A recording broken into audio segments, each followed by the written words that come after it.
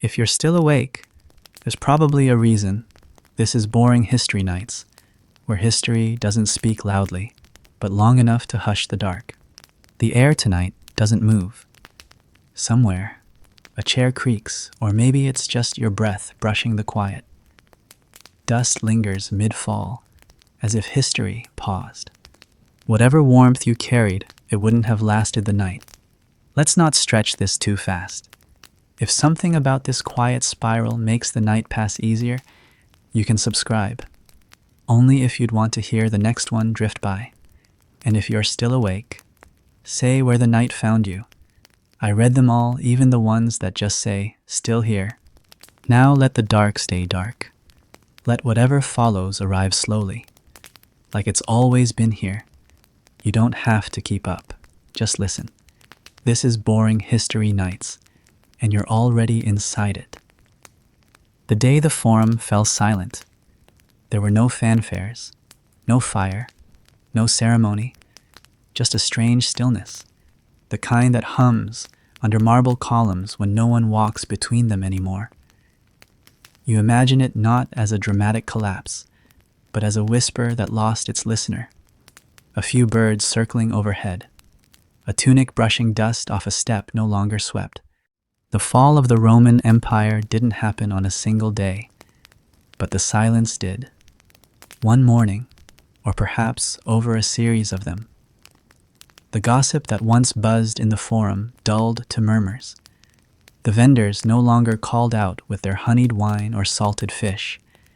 Even the pickpockets had fewer robes to slip through.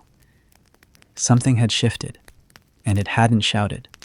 You walk that same stone path now, though in dreams. You trace the grooves in the marble, made not by time, but by repetition carts, sandals, hooves, each step a line in a song that once knew every chorus. Rome didn't fall in a scream, it exhaled. The forum, that heart of Roman civic life, had been where laws were made, debts whispered, lovers met, and news spread faster than fire. But even hearts grow tired of pumping when the body forgets what it's walking toward. By the time the stones stopped echoing footsteps, the decay had already crept into the bones. There had been signs, subtle as cracked wax seals. The statues stopped being cleaned as often. The paint faded from the temples, and no one repainted it. Senators began arriving later. Fewer togas, more silence. The schedules still existed, yes, but they no longer aligned with purpose. This wasn't destruction, it was forgetting. At some point, the people stopped trusting that things would be the way they always had been, that Rome would be strong, that emperors would reign long enough to matter, that taxes would be fair, that roads would lead to something worth arriving at. It's strange how civilizations unravel not with war, but with questions no one answers. The forum had once been loud with certainty. Now it trembled under its own unanswered echoes. And there were still people, of course. Rome didn't empty overnight. But the rhythm was gone. Rituals without belief. Greetings without warmth. A marble theater without a stage. The archivists still walked the porticos. They still dipped their pens. But fewer scrolls were copied. Fewer orders written. And when the birds gathered on the statues' shoulders, no one shooed them anymore. Not even the ones that soiled the face of Jupiter. You pass by a column now, hand brushing its chill. It doesn't resist, just leans into your palm like an old spine tired of holding stories. Historians still debate whether this silence was collapse or transformation. Was Rome ending, or simply becoming something else? A shape too large to hold itself, folding inward to survive in new forms.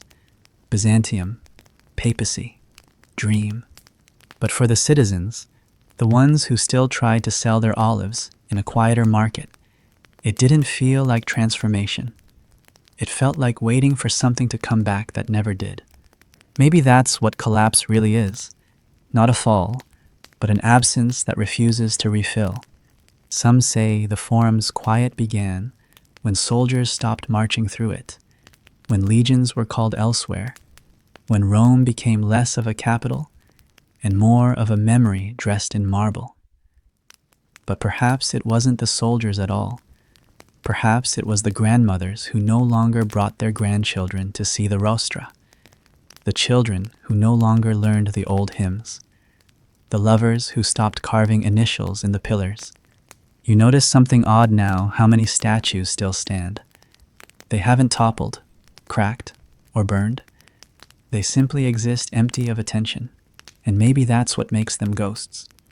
There's something unsettling about structures outliving the people who gave them meaning. It's like an empty bed that still smells like someone, a chair that creaks even when no one sat in it for years. The Forum became that, a place where absence became louder than anything ever spoken. The fall of the Roman Empire, by some measures, had not yet officially begun. Not in decrees, not in invasions, not in charts, but if you stood there long enough and listened, the wind might have already been telling the end. There's a myth we carry that endings are dramatic, but sometimes they're just Tuesday mornings where no one shows up to sweep the leaves. There's no trumpet here, just a man in worn sandals, walking past a shop that never opened again, a woman who still sits outside her family's bakery, even though there's no more grain.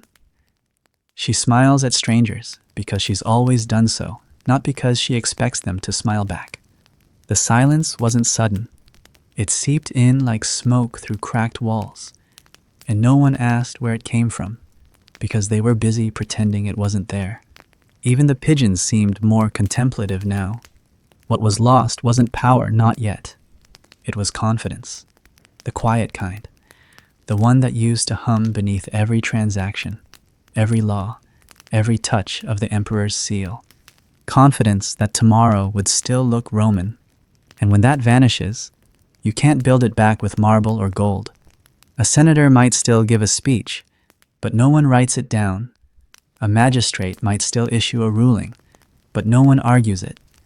And when a boy asks what Rome means, his father just shrugs and tells him to help stack wood for the fire. You reach the center of the Forum now. The paving stones are chipped but proud. There's a cracked urn half buried by wind-blown sand, and nearby, a piece of broken mosaic still catches the light. You kneel to brush it clean, but the dust doesn't come off. It never does. Maybe it's not dust. Maybe it's time itself, settling where it pleases. You sit on a fallen column, hands warm against the stone. It doesn't speak, but it remembers. The silence that lingered in the Forum wasn't isolated, like the first creak in a beam that had held too much weight for too long. It echoed across the empire, bouncing off distant hills, threading into aqueducts, and weaving through corridors of cities far beyond Rome itself. You begin to see it now, not as a single place failing, but as a web loosening thread by thread. When Diocletian came to power in the late 3rd century, the empire had already begun to fray at the edges. There were too many enemies, too many frontiers, too many voices demanding too many things from one central heart. So, in what may have seemed like a bold act of preservation, he did something radical. He split it. 2 emperors, 2 courts, 2 capitals, 2 centers of power, intention, and ceremony. One in the west, one in the east. At the time, it felt strategic, logical, a clever solution to an increasingly complex map. But empires, like clay amphorae, do not always hold together once cracked. You can reinforce them, paint over the lines, pretend the fracture was meant to be decorative, but the structural fault remains. This was not the fall of the Roman Empire. Not yet. But it was where the idea of Rome started shifting, not toward death, but toward something unrecognizable to those who once believed it could last forever. In the east, Byzantium later, Constantinople began to rise, a city of domes and mosaics, where Latin gave way to Greek, and where emperors called themselves Roman, even as Rome itself drifted further into memory. The East was wealthy, organized, defensible, and it was not about to rescue the West when things began to crumble. You picture a map, not the tidy ones in textbooks, but something older, hand-drawn, with curled edges and ink that bled under candlelight. The kind where borders look like breath, not lines. In that map, the division of the empire isn't a clean cut. It's a soft fade from red to gray. In the West, the infrastructure began to sag. The roads were still there, but their maintenance was inconsistent. The tax systems still existed, but corruption flowed through them like vinegar through a cracked cask. The legions still drilled, but they did so with less spirit and fewer supplies. And yet, people still lived as if the empire were whole, as if a single voice could still reach from the marble forums of Rome to the mist-damp hills of Britannia. They wrote to one another, still stamped coins with the emperor's face, still worshipped in temples built when unity was a fact, not a memory. The separation, however practical, was not just political, it was spiritual. Rome's identity fractured, no longer one empire, but two fragments pretending to be halves of the same whole. They exchanged envoys. Sure, they coordinated when they could, but a quiet suspicion grew that the East might be better off letting the West fend for itself. And when the pressure came, it wasn't gentle. To hold the West together, emperors rotated faster than the seasons. Some lasted years, others weeks. There were usurpers and soldiers proclaimed as emperors by legions who merely wanted better pay. Stability became a luxury Rome could no longer afford. Loyalty bent to whoever could hold a sword more convincingly than a pen. The fall of the Roman Empire was not marked by fire and invasion, not yet, but by decisions like these: a crack here, a compromise there, until nothing aligned quite right anymore. Imagine a house built on two foundations, one stronger, one rotting. The walls might stand for a time, but when the rain comes, you know which side will tilt. Diocletian may have saved the empire from immediate collapse, but he also showed it could be divided, and once an empire learns, it can live in parts. It rarely forgets. You think about how much of Rome's original strength had been in its unity.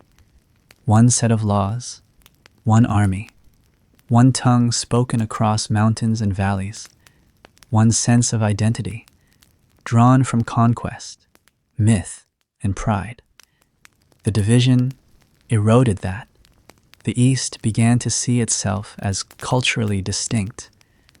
The West, poorer and less organized, grew dependent on brute force and frantic diplomacy. Some historians argue that this division was necessary, even wise. Others suggest it was the beginning of a long, slow surrender. The truth is, empires don't collapse in a vacuum. They shift weight. They lean. They sigh. There's a sadness in watching something once so coherent begin to contradict itself. In Gaul, local commanders began hoarding power. In Britannia, administrators begged for reinforcements that never came. In North Africa, grain shipments became unreliable. Piracy rose, and the sense that Rome was far away, both in distance and concern, began to settle like dust on forgotten ledgers. And yet, the rituals continued. The oaths were spoken. The coins were minted, as if echo could replace voice. This section of the story holds a strange melancholy, because no one wanted to admit that the division wasn't just a political decision. It was a wound, not bleeding, but weeping slowly under the bandages of ceremony and tradition. You picture a town square in Hispania. The magistrate still wears the Roman cloak. The children still study Latin. But the road that once brought messengers from the capital has weeds growing between the stones, and the last letter from Rome came 2 years ago unopened. Was this still the empire, or just the memory of one? In Constantinople, the Eastern court flourished. The bureaucracy was dense but efficient. The walls were high, and the sea wrapped around them like armor. There was no incentive to look westward and pull a sinking sibling from the flood. So the West remained vulnerable, exposed, and convinced it could survive by muscle alone. Empires don't always die when they're weak. Sometimes they die when they refuse to believe they're weak. And this refusal, this pride disguised as endurance, meant the Western Roman Empire drifted further into disrepair, believing that sheer momentum could carry it through. But momentum without direction only creates collapse in slow motion. Even now, you might hear it, that faint crack beneath the surface, not a break, yet just a warning. The kind of sound that never appears in official histories, but lives in the corners of ordinary days. A potter finds clay more expensive than last year. A tax collector goes unpaid. A garrison commander writes again for supplies, knowing no answer will come. And still, the coins bear the emperor's face, a face no one's seen, no one believes in, but no one dares erase. The division wasn't the end, but it was the beginning of an empire learning to live with fractures, and eventually, with emptiness. The fall of the Roman Empire was still far off in absolute time, but spiritually it had already begun. The strength of any empire, no matter how gilded its monuments or thunderous its armies, is ultimately measured in trust. Trust in coin, in law, in grain, in promises whispered from the capital and carried across mountain passes by men who believed those promises would still mean something by the time they arrived. In Rome, for centuries, that trust had been strong enough to build cities, to unify distant tribes, and to make strangers call themselves Roman. But trust, like metal, can corrode from within, and in Rome, it did. The economy, once the pride of an empire that spanned continents, had grown tired and bloated. At first, the decline was subtle. A few corrupt tax collectors here, a governor who skimmed a bit off the grain tithe there, but these were not new sins. Rome had survived such things before. What made the crisis different this time was the erosion of faith in the system itself, the quiet realization, from merchants to soldiers, that the gold they held might not buy tomorrow what it bought today. Inflation did not come like a storm. It came like a slow leak in a great cistern. Prices rose, wages stagnated. The silver content of coins was reduced again and again, until what had once been trusted currency became something closer to a promise etched in tin. Citizens began to hoard older coins, melt them, bury them. What circulated in the market was increasingly symbolic value held not in the coin itself, but in the shared pretense that it still mattered. And even pretense has a limit. You picture a vendor in the marketplace. His stall is weathered, the cloth above faded to something no longer color. He sells olive oil, or tries to. But his regulars are gone. His prices shift from morning to noon. He watches people pass with their eyes fixed forward, hands clutched around coins they hesitate to spend, not because they are greedy, but because they are uncertain. This is how it begins, not with rebellion, not with war, but with a pause before purchase. The fall of the Roman Empire took root, not just in military defeats, but in these daily hesitations, in the erosion of confidence that the next day would function like the last. It was not merely that the empire grew poor, it was that its people stopped believing wealth could still protect them. And as money lost its meaning, the weight of taxation grew heavier, not because the numbers increased, but because the value drained from every coin given up to fund legions, to maintain the bureaucracy, to build walls against unseen enemies. The empire taxed more and received less. Entire regions, burdened by impossible quotas, fell into debt and despair. Landowners abandoned estates. Smallholders fled their farms. Families moved not in hope, but in exhaustion. Some were forced to sell their land to larger estates, losing independence but securing protection. Others became colony tenant farmers who worked soil they no longer owned, in a system that increasingly resembled feudalism before the word had meaning.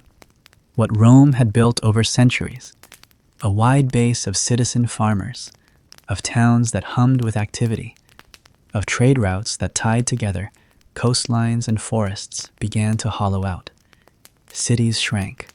Local economies folded inward. Roads that once carried silk and salt carried silence. And yet, taxes kept arriving. The imperial administration, bloated and desperate, became obsessed with collection, not with justice or sustainability, just numbers. Records were kept with maddening precision. Census rolls updated. Penalties issued.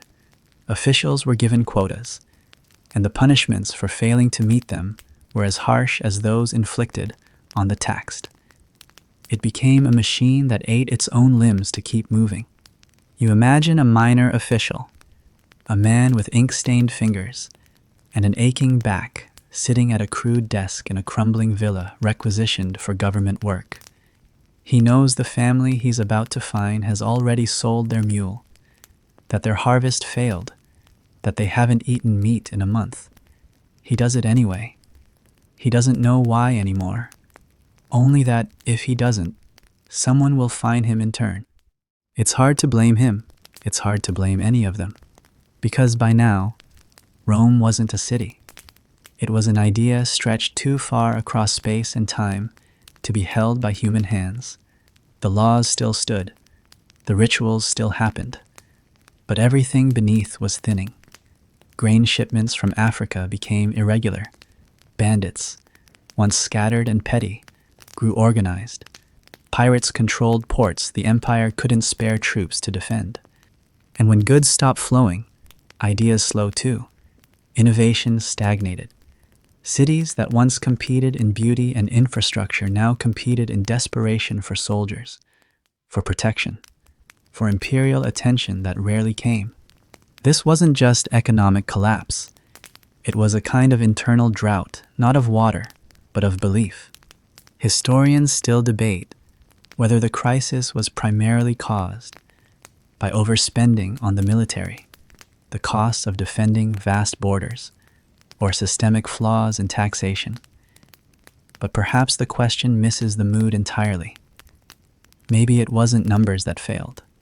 Maybe it was memory, the collective memory of what Rome had once been, and the growing suspicion that it could never be that again. There's a difference between surviving and continuing. Rome had not yet fallen, but it had stopped rising. You walk down a street in a provincial town, maybe in Gaul or Hispania. The houses are still standing, but shutters are drawn. The forum has weeds at its edges. Children play in silence, instinctively aware that laughter feels out of place.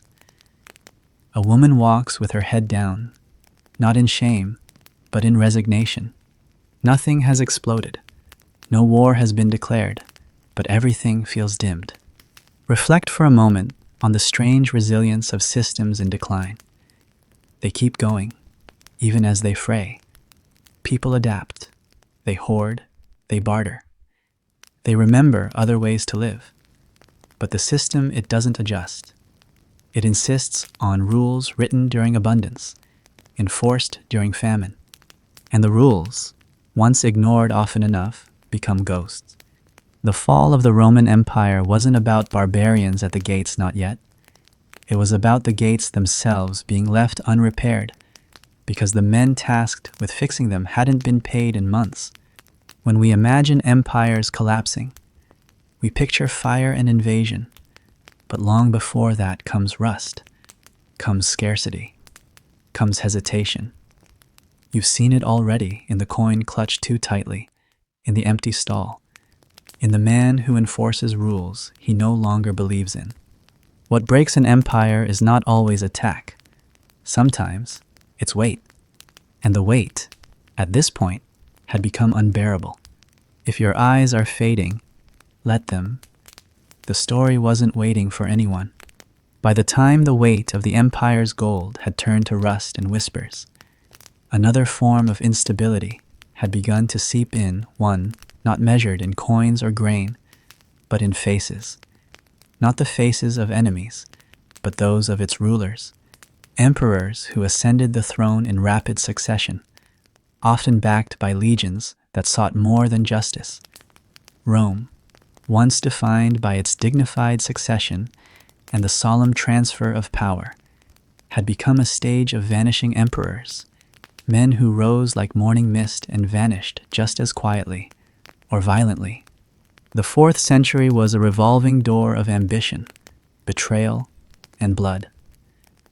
There were times when no emperor could rule long enough to cast a shadow across the forum before another man-soldier, general, usurper, stepped forward with a sword and a claim. It's difficult to find another period in world history where the highest seat of power became so transient, so vulnerable, so dependent on the whims of armies and the silence of senators. Rome had always known intrigue. Of course, Augustus himself, the first emperor, had carefully cultivated his ascent from republic to monarchy, with a smile in one hand and a dagger hidden behind legal language. But now, the cloak of legitimacy had frayed. Emperors were proclaimed by distant legions, not by senatorial decree. Their authority was shouted across dusty parade grounds, not consecrated within sacred walls. You picture the ceremony such as it was of an emperor's rise in those later years. A rough field on the edge of a province, shields raised high, a weary general pressed forward by his own soldiers, who need only a symbol to unify them against hunger, against boredom, against the promise of payment.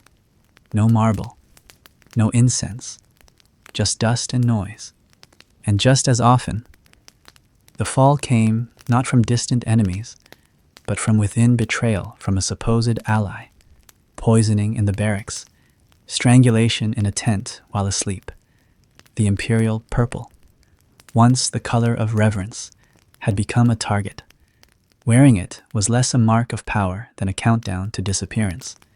There was no consistency anymore, no grooming of successors, no legacy of wisdom passed from one ruler to the next.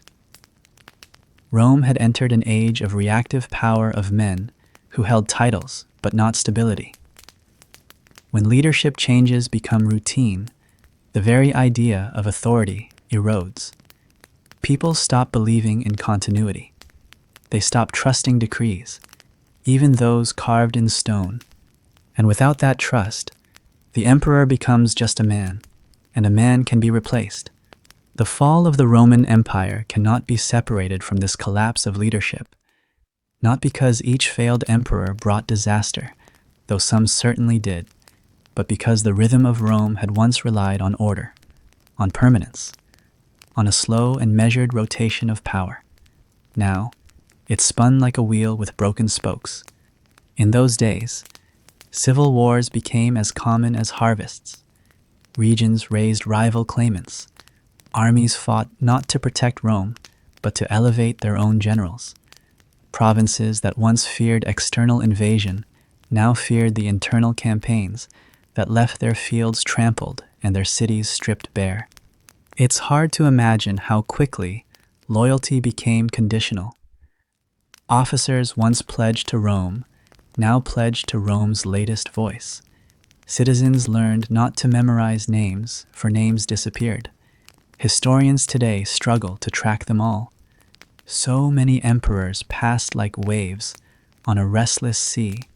Magnentius, Valentinian Cent, Eugenius, Avitus, Petronius Maximus. Some ruled only months, some not even that. There's a certain quiet tragedy in that list, not because each man failed spectacularly, but because none of them mattered long enough to leave a mark. They governed for the moment, with no vision beyond survival, and survival, for an empire, is never enough.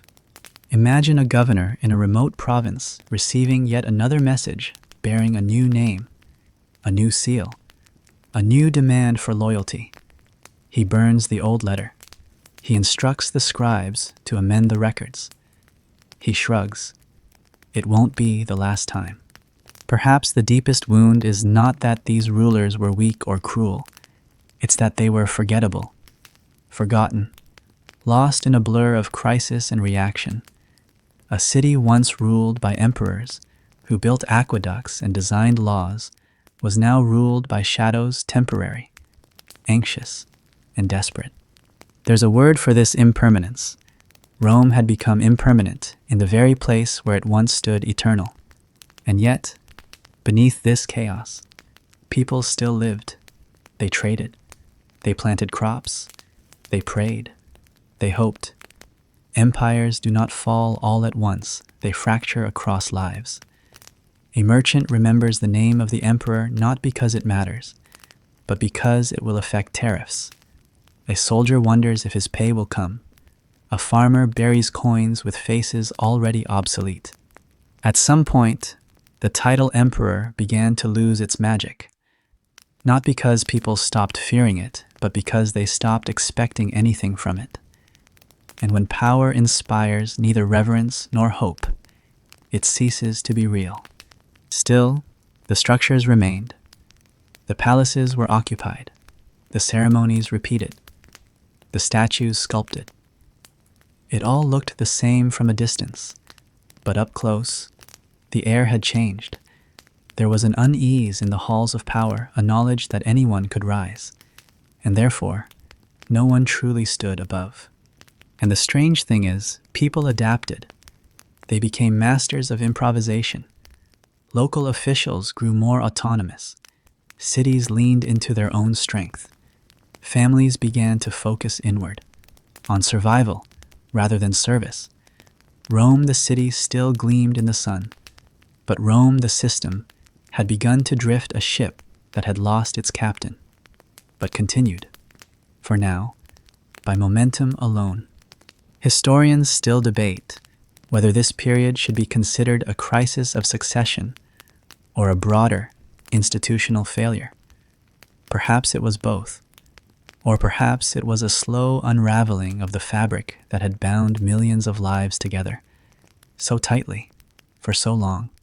The fall of the Roman Empire doesn't live in a single emperor's fall.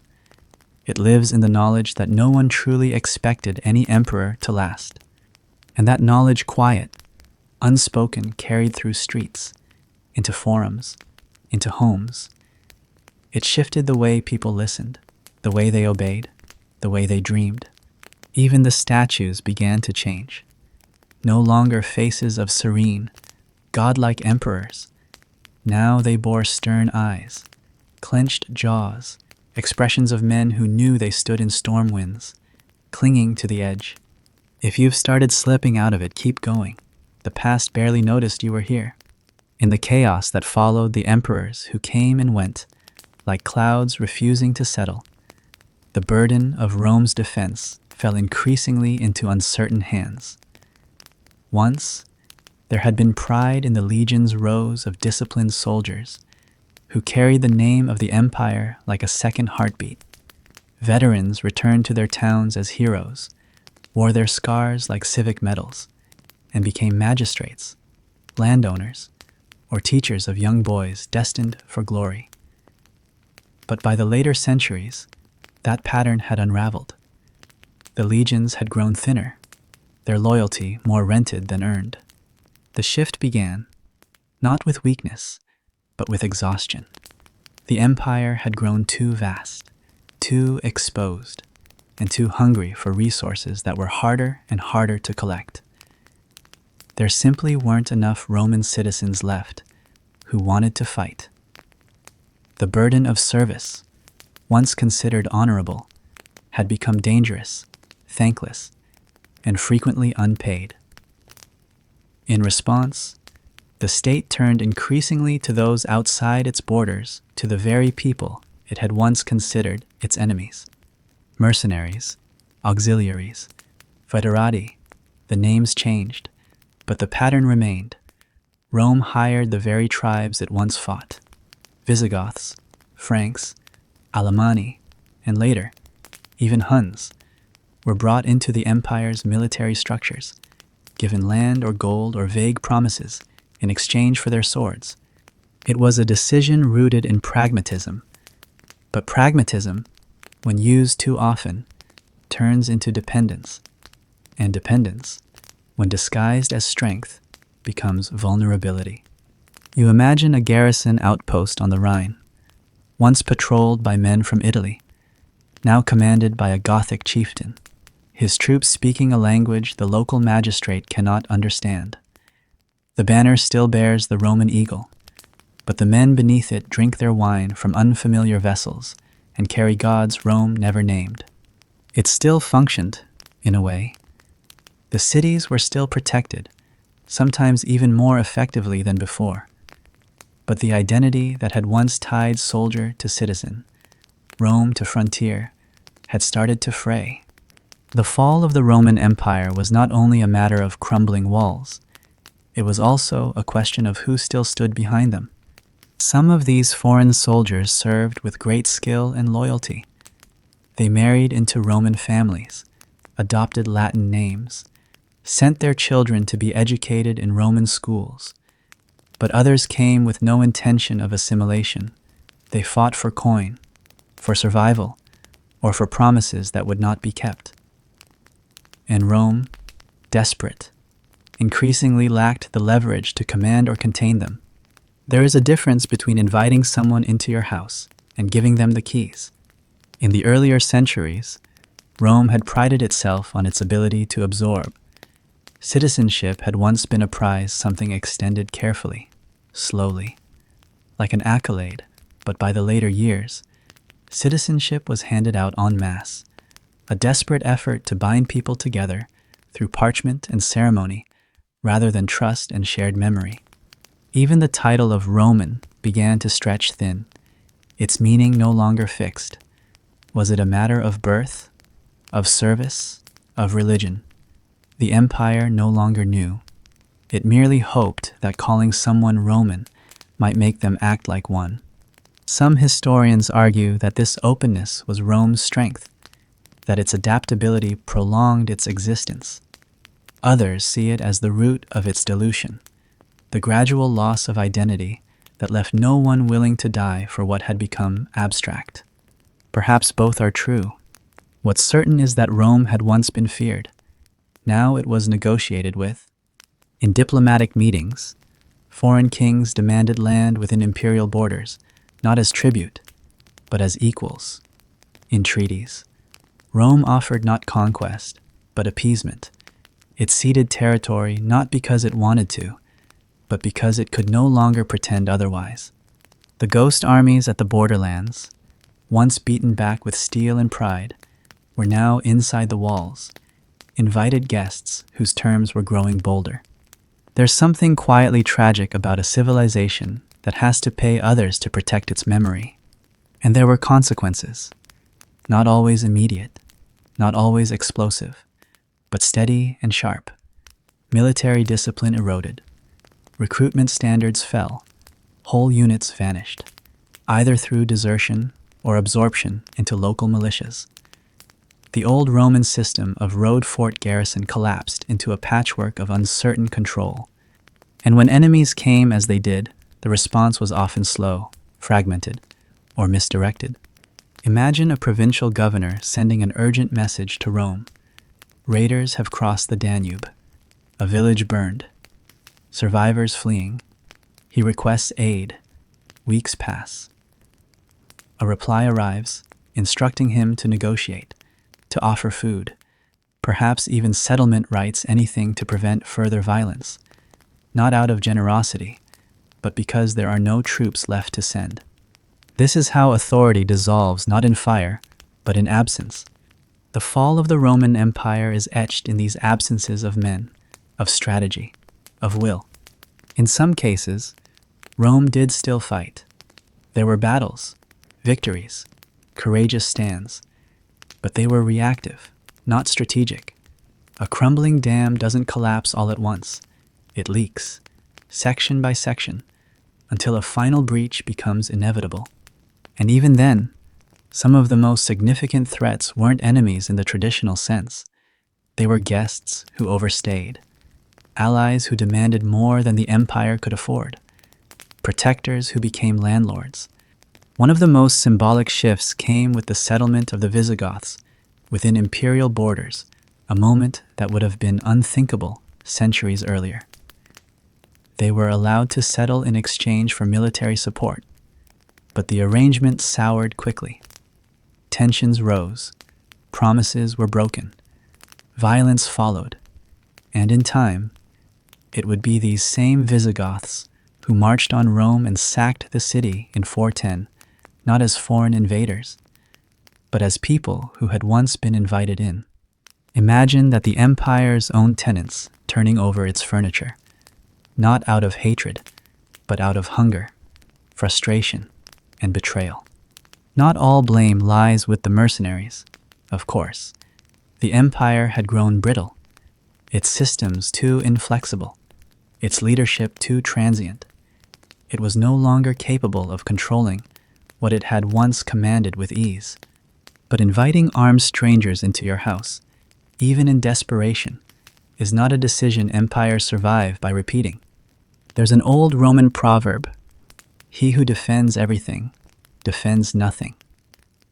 By the 4th century, Rome had tried to hold too many frontiers, too many promises, too many allegiances, and in doing so, it lost the thread. The soldiers who once carved their names into stones along Hadrian's wall had become footnotes in a play performed by others. The empire still had armies, but not the old confidence, not the shared oath. And without that oath, what was left? Somewhere near a quiet road, you picture a Roman milestone weathered, half buried in weeds, its inscription still visible, but barely. A traveler passes, eyes it briefly, then moves on. He doesn't recognize the name. The emperor it honors is dead. The empire it serves is more rumor than reality. But the stone still stands, because that is what Rome did best.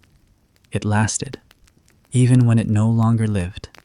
If none of this is making sense anymore, you're exactly where you should be. By the time the soldiers standing at Rome's edge no longer spoke Latin, and the names etched into military rolls were written in the tongues of once distant tribes, something else had begun to shift beneath the weight of the empire. Expansion, the heartbeat of Roman pride, had gone quiet. The world, once open and hungry for conquest, had closed in, not with force, but with fatigue. Centuries earlier, the Roman Empire had thrived by growing. Each campaign brought more land, more wealth, more people to tax, more gods to fold into its wide pantheon.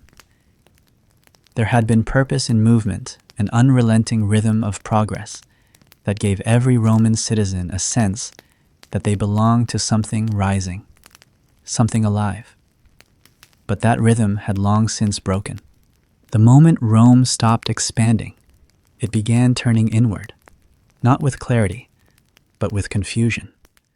Borders that had once marked the reach of triumph now became fragile edges, things to guard, to patch, to fear.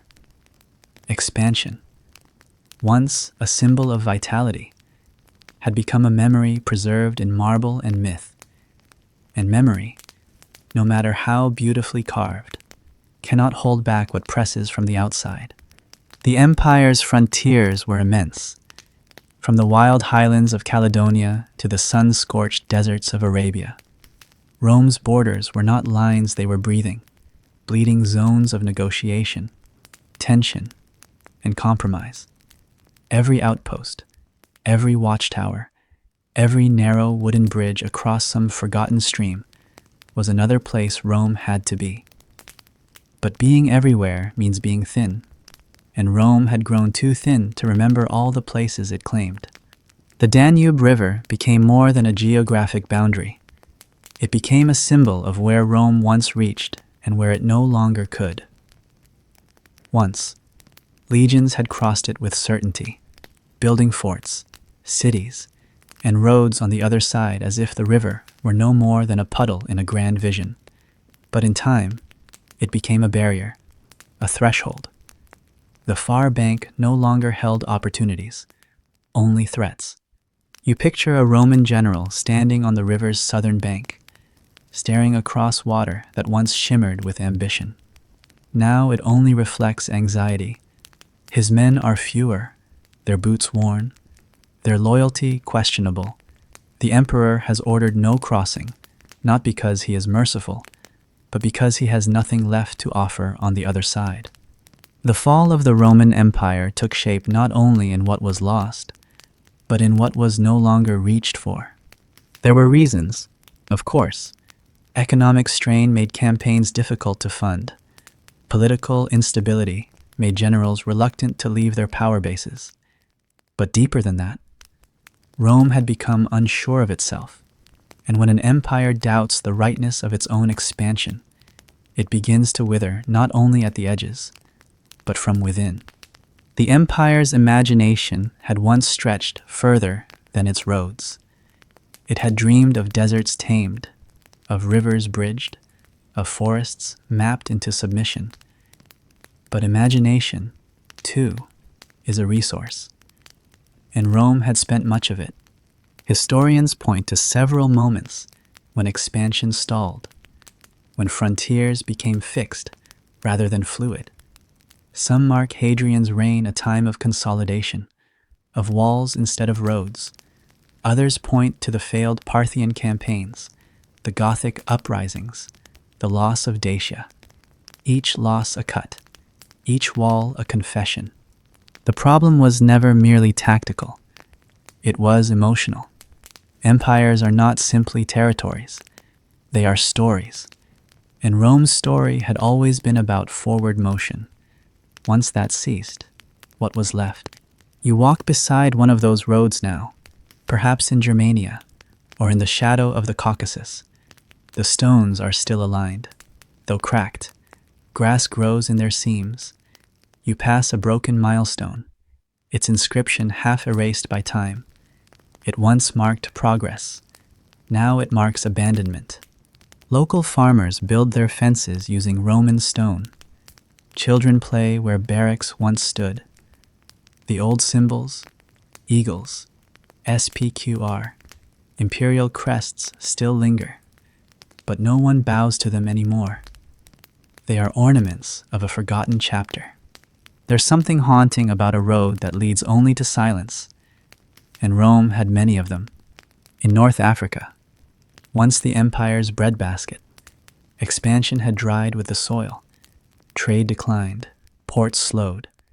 The great estates that fed Rome's masses turned to dust or to private fiefdoms, no longer loyal to the state. Across Gaul, hills that once echoed with the thunder of marching feet now rang with the quiet tap of hooves from tribes who no longer feared Rome.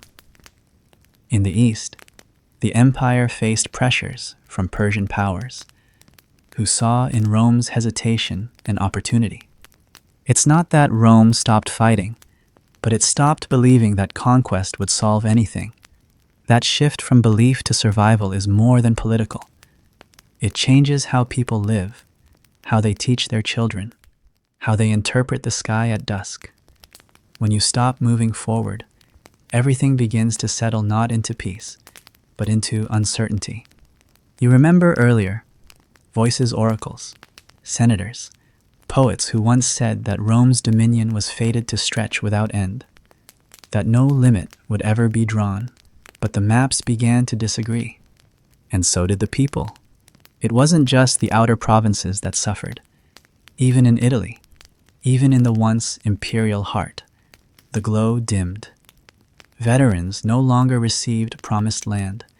Young men no longer trained for wars that seemed without cause. The glory of service diminished. The statue makers crafted fewer busts of generals and more of saints. The fall of the Roman Empire, in many ways, was the fall of its own horizon. An empire without momentum is an empire looking backward. And backward is not where empires thrive. There's a strange kind of stillness that sets in when a power stops dreaming. Not the stillness of peace, but the stillness of waiting for rescue, for change, for something to arrive from the dark that never quite comes. You feel it now, that tension between what was promised and what remained, between the river that once beckoned and the river that now warned. The Danube is still there, of course. It flows as it always has, indifferent to memory. But Rome no longer crosses it, no longer claims the other side. It merely watches. And when a civilization becomes a watcher rather than a walker, its story has shifted. Perhaps this is where the empire truly began to fall. Not when cities burned, not when emperors died, but when rivers once challenged became boundaries that no one dared touch. And maybe that's what history leaves behind more than anything else, not ruins, but thresholds no longer crossed. The fall of the Roman Empire was not an event. It was a decision, repeated quietly over generations to stay, to wait, to guard, rather than to grow. You stand now at that imaginary border, where ambition once soared, and now only echoes. Behind you, the empire trembles under its own weight. Ahead, the world continues, unclaimed, unbothered, entirely its own. And for the first time, Rome does not reach. Within the once proud heart of the Roman state, another fire burned, not the visible blaze of war, but the slow, invisible kind that consumes from the inside out. Corruption, though hardly new to the empire, had matured into something more refined, more insidious. It no longer appeared as a few greedy hands dipping into state coffers. It had become institutional, expected, embedded, and almost indistinguishable from governance itself. The Senate, once the guardian of Roman law and the conscience of the Republic, had become a pale reflection of its former self. Senators met, spoke, deliberated, but few believed that their words changed anything. Their influence was more theatrical than political, a kind of civic performance staged under cracked marble columns for an audience that no longer watched. Where once policy had been debated in principle, it was now traded in favors, exchanged like wine at a banquet table no one cleaned afterward. You walk the halls of the Curia Julia. The stone is still cool, the shadows long, but the voices have lost their conviction. A senator adjusts his toga with the same hand he uses to accept bribes. Another nods solemnly at a speech he hasn't heard, eyes scanning the room for anyone worth conspiring with. Nothing here is truly hidden. The corruption isn't whispered in corners. It's written into law, camouflaged beneath procedure. This wasn't the corruption of sudden collapse, but of slow compromise decisions made not for the good of the state, but for the ease of the moment.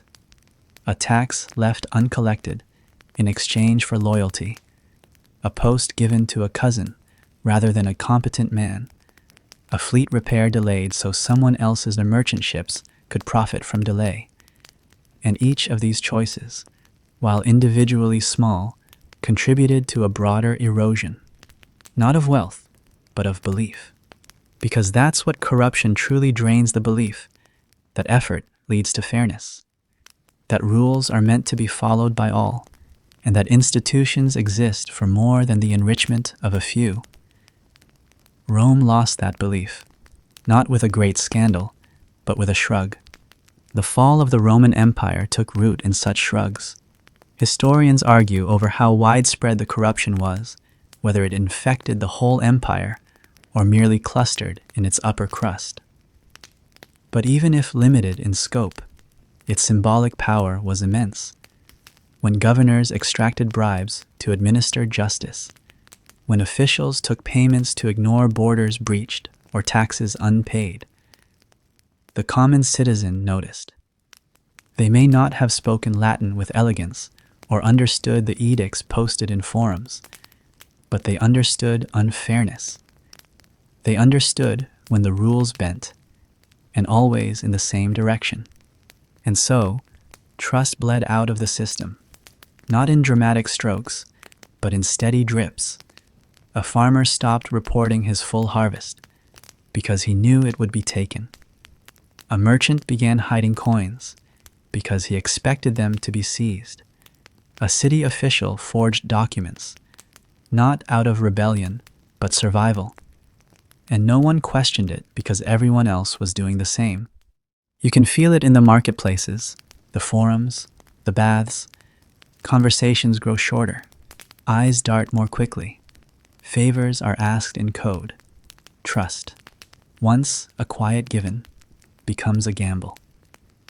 The empire still functions but barely, like an old machine that clatters louder with each turn, just waiting for the piece that finally snaps out.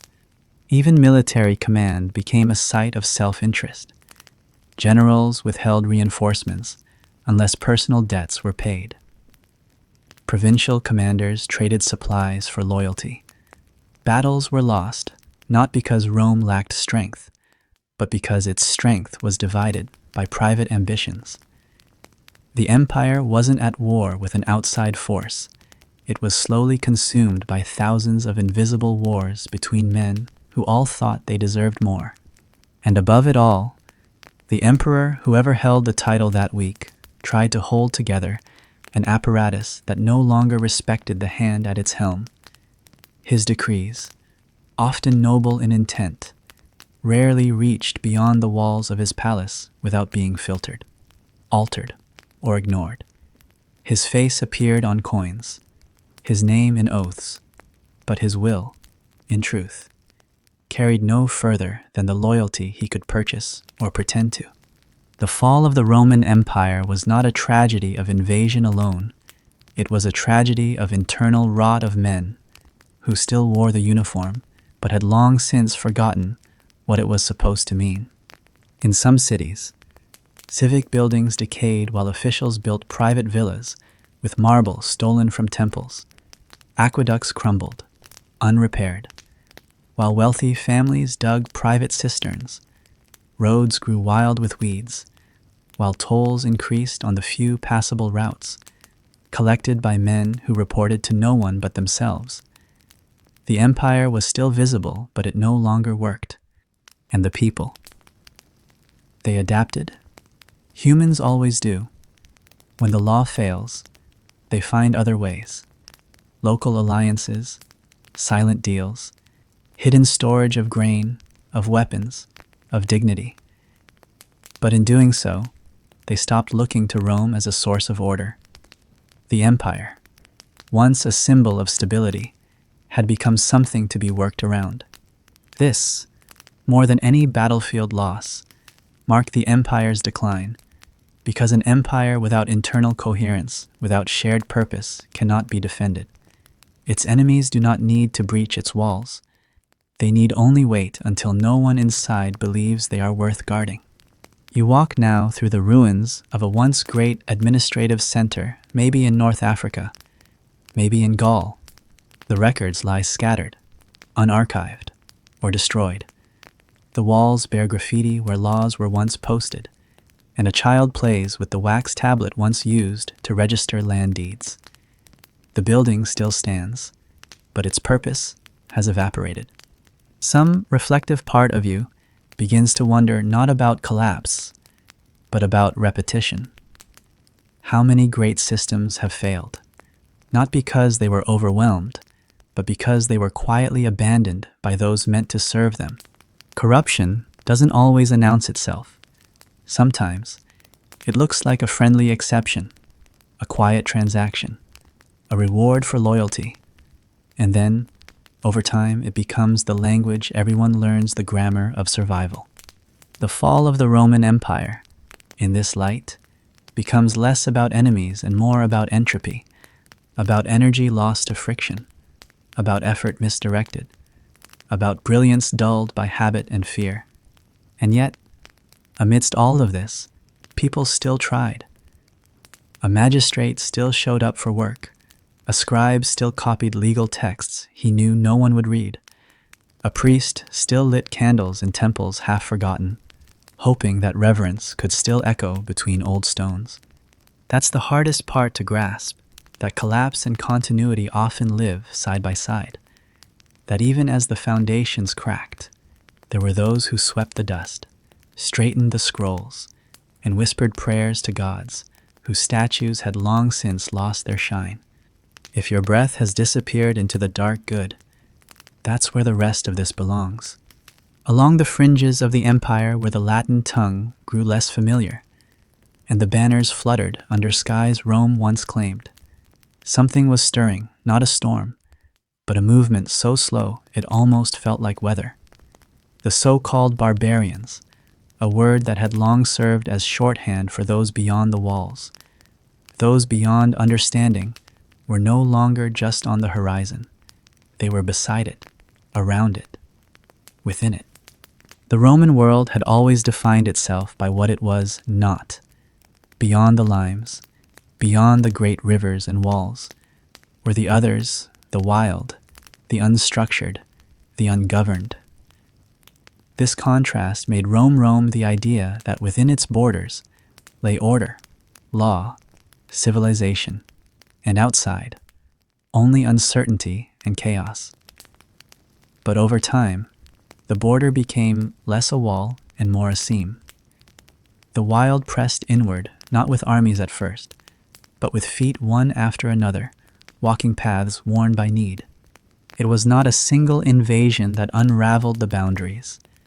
It was migration, entire peoples, displaced by climate shifts, population pressures, or fear of more aggressive neighbors, began to move, slowly, steadily, sometimes in search of refuge, sometimes of opportunity, and sometimes with little choice at all. The Visigoths crossed the Danube not to conquer, but to survive. Rome let them in. It wasn't a concession of weakness at first, but a strategy. Incorporate them, settle them, use them, turn outsiders into allies, give land in exchange for service. The empire had done this before, had even built part of its strength on such assimilation. But this time was different. The numbers were greater, the resources fewer, the control less certain. And most critically, the Rome that welcomed them was not the Rome of Scipio or Hadrian. It was a Rome fractured by internal rot, led by uncertain emperors, defended by half-paid soldiers and hollow rituals. It had the body of empire, but not the mind. You picture the crossing, thousands of people, families among them, herding livestock, dragging wagons, wading through rivers, hungry, tired, desperate. They were not an army, not yet, but they were many, and they were inside. It didn't take long for tensions to rise. Promises made to the Visigoths of land, food, safety were broken or delayed. Roman officials, driven by greed or incompetence, exploited them. Starvation and abuse turned guests into rebels. In 378, near the city of Adrianople, the unthinkable happened. A Roman emperor was killed in battle against a force that had once sought his protection. Valens fell, and with him, a piece of the myth that Rome was invincible. The Eastern Roman army was crushed. The loss sent a tremor through the imperial imagination, a realization that the border was not a line, but a door, and it had been opened. And yet, even then, the empire did not fall. Rome absorbed the shock, as it had so many others. Treaties were signed, territories rearranged. The Visigoths settled, but nothing returned to how it had been. The fall of the Roman Empire was not defined by that battle alone, but by what it revealed that Rome no longer had the ability to define the terms of its own space. It could no longer determine who entered, who stayed, and who ruled. Other groups followed: Vandals, Suebi, Alans, Burgundians. Each found weaknesses in Rome's armor. Some were invited, some forced their way in, some negotiated settlements that turned into kingdoms. And the irony was bitter. The Roman practice of turning enemies into allies had finally succeeded, but at the cost of Rome's authority. What had once been an empire of unified control became a patchwork of cohabitation. In Gaul, a Roman official might rule one city, while a Frankish chieftain ruled the next valley. In Hispania, Roman law still existed, but the power to enforce it had shifted elsewhere. In North Africa, the Vandals carved out a kingdom from what had been Rome's most fertile land, and they did so not as raiders, but as rulers. Some scholars argue that these groups preserved aspects of Roman life, that their kingdoms extended Roman culture, even as they took Roman land. There's truth in that. Many adopted Latin. They used Roman roads. They employed Roman scribes. Some even minted coins in the emperor's name. But these were echoes, not continuity. You imagine a town under new rule. The baths still function. The markets still open. But the magistrate now speaks with a northern accent. His guards carry unfamiliar shields, and the oaths taken at court are sworn on names no Roman senator ever learned. There is no grand ceremony where Rome is declared fallen. There is only the slow realization that no one is coming from the capital, that appeals go unanswered, that the taxes collected never arrive in Italy, that when enemies threaten, it is the local leader, not the emperor, who rides out to parley or to fight. This is what displacement looks like. Not chaos, but replacement. And in the hearts of those still loyal to the old ways, a question blooms, not out of fear, but out of quiet confusion. Who are we now? Rome had once been the frame through which people saw the world. It shaped laws, identities, beliefs. When that frame cracked, it didn't shatter all at once. It warped, and people adjusted. The fall of the Roman Empire was, in this way, not only the story of Rome's collapse, but of Europe's reshaping. The newcomers brought their own customs, but they settled into landscapes already carved by centuries of Roman rule. Temples became churches, villas became forts, languages blended, traditions layered, and beneath it all, a whisper persisted: the idea that Rome still existed, somewhere, somehow. That whisper found a home in Constantinople. The Eastern Roman Empire, what we call Byzantium, claimed continuity. It wore the imperial regalia, it wrote in Greek, but still called itself Roman, and for many centuries more, it survived. But in the West, the transformation was more final. Rome, the eternal city, would be sacked again. Its emperors would dwindle to figureheads, and eventually, no one would wear the purple. You return now to the road, one of many laid by Roman hands, now trodden by feet that speak other names. The milestones still count the distance to a capital whose voice no longer carries. A trader passes by with wares from a village once considered wild, now just a neighbor. The empire has not vanished, only the illusion of its borders. If anything in this stayed behind, you can leave something below, or not. It still counts. This was Boring History Nights. As Rome's edges grew uncertain and its roads bore the weight of unfamiliar names, something even deeper began to shift, something not external, but internal. Faith, once rooted in marble statues and civic rituals beneath open skies, began to look inward.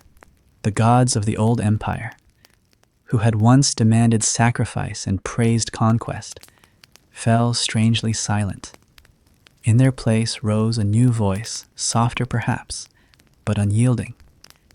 It did not come from the Senate or the sword. It came from catacombs and whispers, from letters passed in secret, from hymns sung in the dark before dawn. Christianity had arrived long before Rome's fall, but for centuries it lived at the margins, persecuted, misunderstood, quietly growing. And when it finally gained acceptance, then dominance, it did not just change the religion of the empire, it changed the empire's center. Under Constantine, Christianity moved from persecuted belief to imperial doctrine. With the Edict of Milan, the Christian faith was not merely tolerated, it was elevated. Churches were built, bishops were empowered, and the emperor himself spoke of divine guidance, not just divine right. The shift was not merely spiritual, it was administrative, social, symbolic. Rome, once the domain of many gods, now bent toward one, and with that change, the old order trembled. Temples lost funding, rituals fell out of fashion, the priesthood of Jupiter and Mars gave way to bishops and councils. Statues that had stood for centuries were defaced or quietly removed.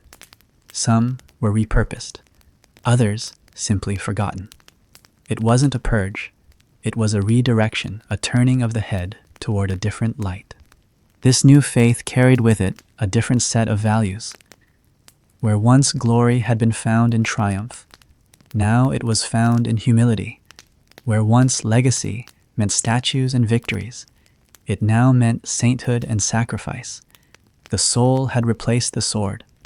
For the Roman elite, those who had built their lives around the rhythms of the old gods, the transition was disorienting. Some adapted, some resisted. But over time, even resistance became irrelevant. The cultural current was too strong. What had been a minority sect had become the spiritual architecture of an empire. You walk through a basilica now, newly built atop the ruins of a temple. The marble columns still stand, but their capitals have been reshaped. The floor bears faint traces of mosaic gods, now overlaid with Christian symbols. Incense still lingers in the air, but it no longer rises for Jupiter. The transformation wasn't simply one of aesthetics or prayer. It altered the empire's understanding of itself.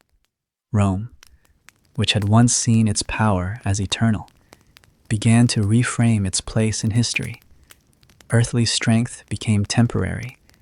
True victory was in the next world.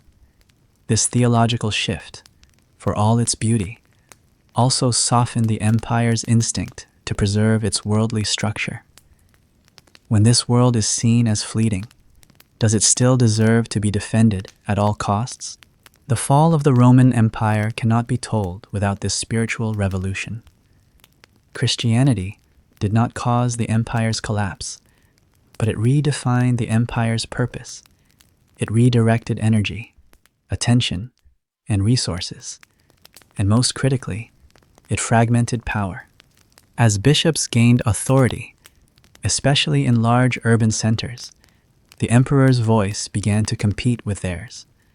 Church councils debated doctrine with a fervor once reserved for laws, and while the emperor might still wear the laurel, it was the bishop who interpreted eternity.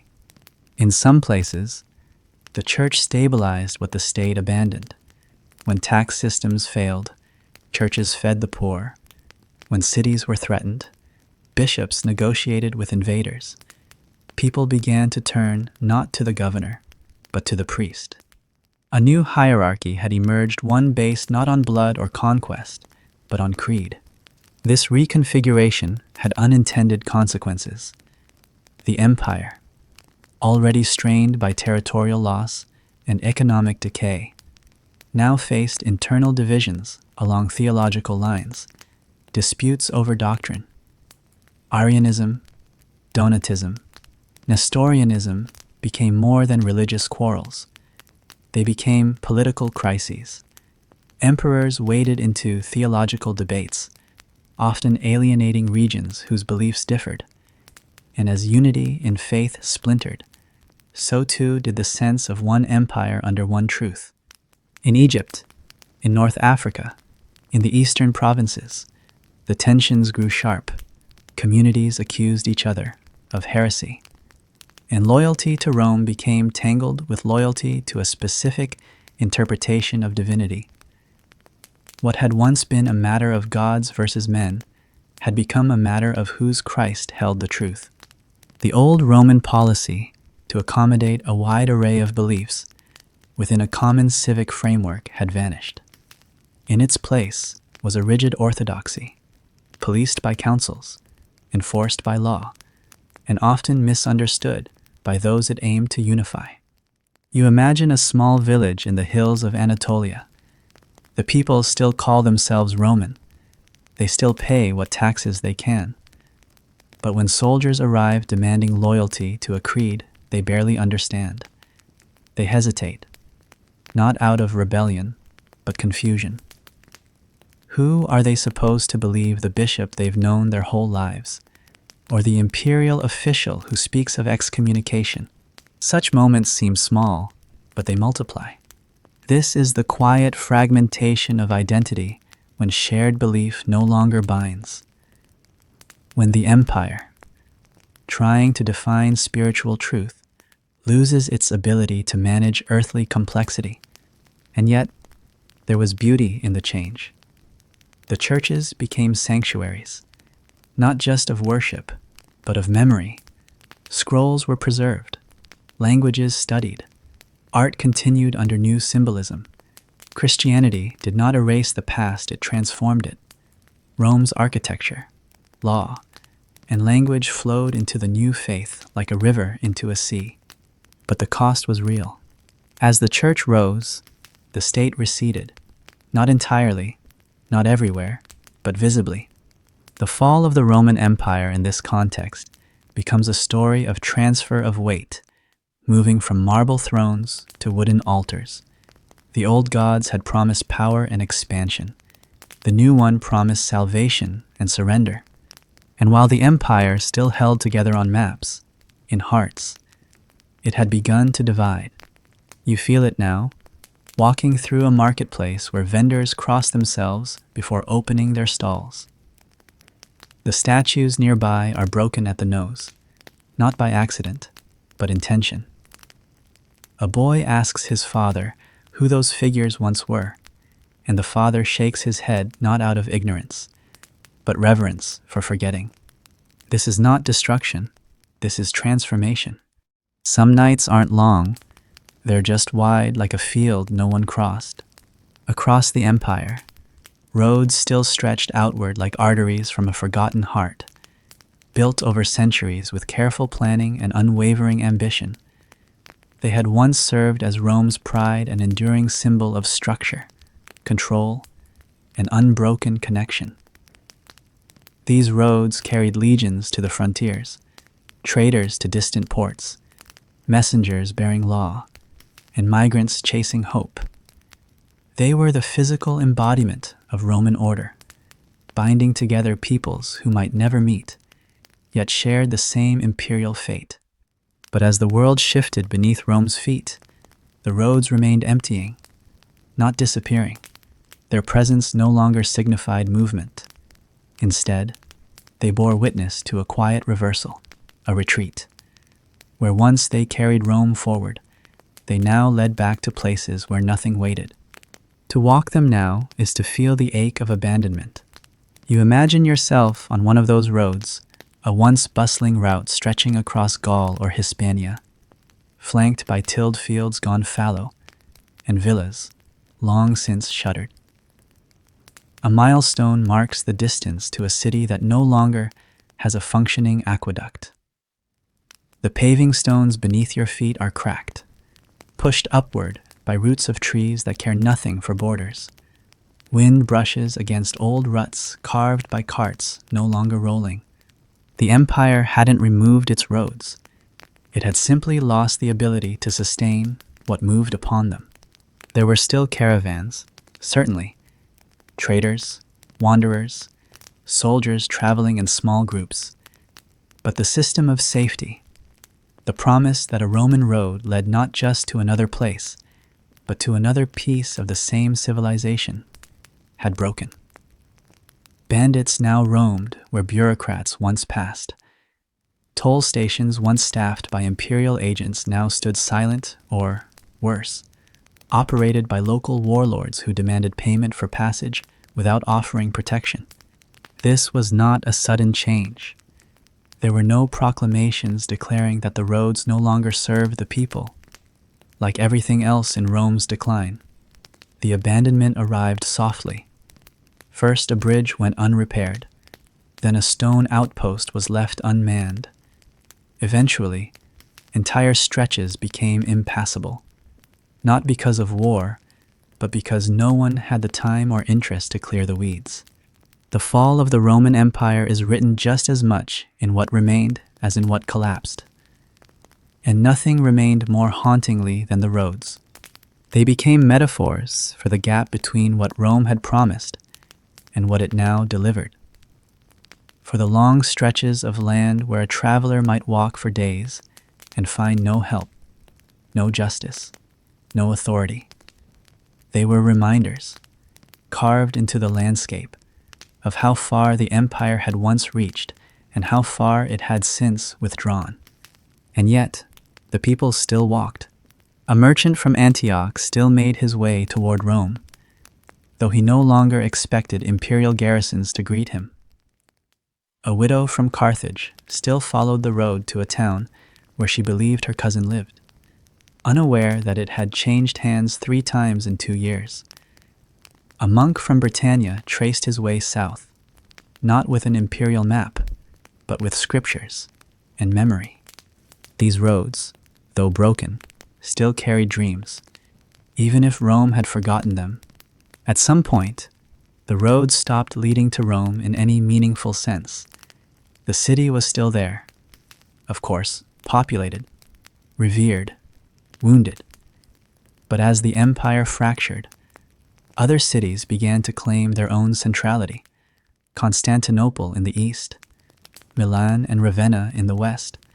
Rome became less the hub of a system and more a monument within it. And the roads, once fingers of a giant's hand, became something quieter lines drawn by ghosts. Historians sometimes debate whether the decline in infrastructure was cause or effect. Did the roads fall into disuse because Rome weakened? Or did Rome weaken because it could no longer maintain its roads? The truth likely lies between. Infrastructure and power reflect each other. When one fades, the other dims with it. You find yourself thinking now of a letter, written perhaps by a provincial official, long ago, asking for funds to repair a critical crossing. The letter was dispatched. It traveled weeks to the capital. By the time it arrived, the office that received it had changed hands, or perhaps no longer existed. The letter was read, then ignored, or answered with platitudes. The bridge collapsed within the year. The nearby village, once prosperous, began to dwindle. A small choice, forgotten in the chaos of larger events, but one of thousands that unstitched the empire. The fall of the Roman Empire was not only in the grand surrenders, the battles, or the sieges. It was also in the silence after small requests. And so, the roads carried fewer voices. They no longer brought soldiers, but fugitives. Not laws, but rumors. Not orders, but memories. And in the slow fading of their purpose, they became something else entirely symbols of longing. Some were taken over by local kings or tribes, who used them for their own movements, who understood their value even as they disconnected them from their Roman origin. Others became trails for pilgrims, now seeking not imperial centers, but sacred ones. The empire of gods had outlived the empire of men. You pause now by an abandoned rest station, the stones still warm under the afternoon light, Perhaps a family once sheltered here. Perhaps a magistrate once scrawled notes on a wax tablet here, now buried under moss. The road stretches ahead, but you no longer ask where it leads. You know now that direction, without purpose, is just another kind of wandering. And still, people remembered. There were poets who wrote about the roads even as they crumbled, children who played among the stones, unaware of the power that once passed by, traders who traced the routes, hoping that if they followed the same steps, they might summon the old magic back. But it never returned in full. Rome had moved on, or more accurately, it had stopped moving. In its place came improvisation, local paths carved out of habit, markets that emerged at crossroads no longer marked on any map. Communities formed along the shadows of old routes, drawing from their legacy, but no longer dependent on the system that built them. And the empire, by then, had stopped noticing. This is perhaps one of the most painful truths, that the fall didn't feel like thunder. It felt like indifference. The kind that builds when those in power no longer see what's slipping away. The roads remained, but Rome, in the end, stopped walking them. If you've come this far, maybe you're walking too through memory, through silence, through what remains. When Alaric and his Visigothic army entered Rome in 410 CE, the world didn't shatter. The walls did not fall. The city was not reduced to rubble. In fact, much of it remained physically intact: temples, forums, aqueducts, even palaces. There were no great fires devouring the skyline. And yet, this moment echoed more deeply than any single act of destruction the empire had experienced in centuries, not because of what was lost, but because of what was revealed: that Rome, the eternal city, the mother of laws, the beating heart of civilization, could be breached. The sack of Rome was not the end, but it was a symbol, a devastating, undeniable symbol that something once unthinkable had already happened. For 800 years, Rome had stood untouched by foreign hands. Even as the empire spread, as emperors rose and fell, as legions bled across frontiers from Britannia to Mesopotamia, the city itself remained sacred, untouched, a myth as much as a place. Children born in distant provinces were told stories of Rome as if it were Olympus itself, a place of marble certainty, of order, of power that transcended mortal change. But when the gates opened and the Visigoths entered, even if some sections were spared, even if it wasn't total devastation, something psychological collapsed. You imagine it as quiet disbelief, a senator hiding behind shuttered windows, hearing unfamiliar footsteps in the street, a baker peering through a crack in the shop door, watching armored figures speak in a tongue he doesn't understand, a child sitting on the edge of a dry fountain, gripping a coin with an emperor's face whose name the invaders never learned. Alaric did not burn Rome to the ground, but he lit something far more enduring: the sense that nothing was immune, that no name, no structure, no history, no myth, no city was untouchable. And that revelation did not stay within Rome's walls. It traveled outward across roads, mountains, borders. It entered the minds of those in power and those without. If Rome itself could fall, even temporarily, then what truly remained unshakable? In Constantinople, the Eastern court reacted with a mixture of shock and condescension. The city across the sea had long watched its western sibling drift into decay.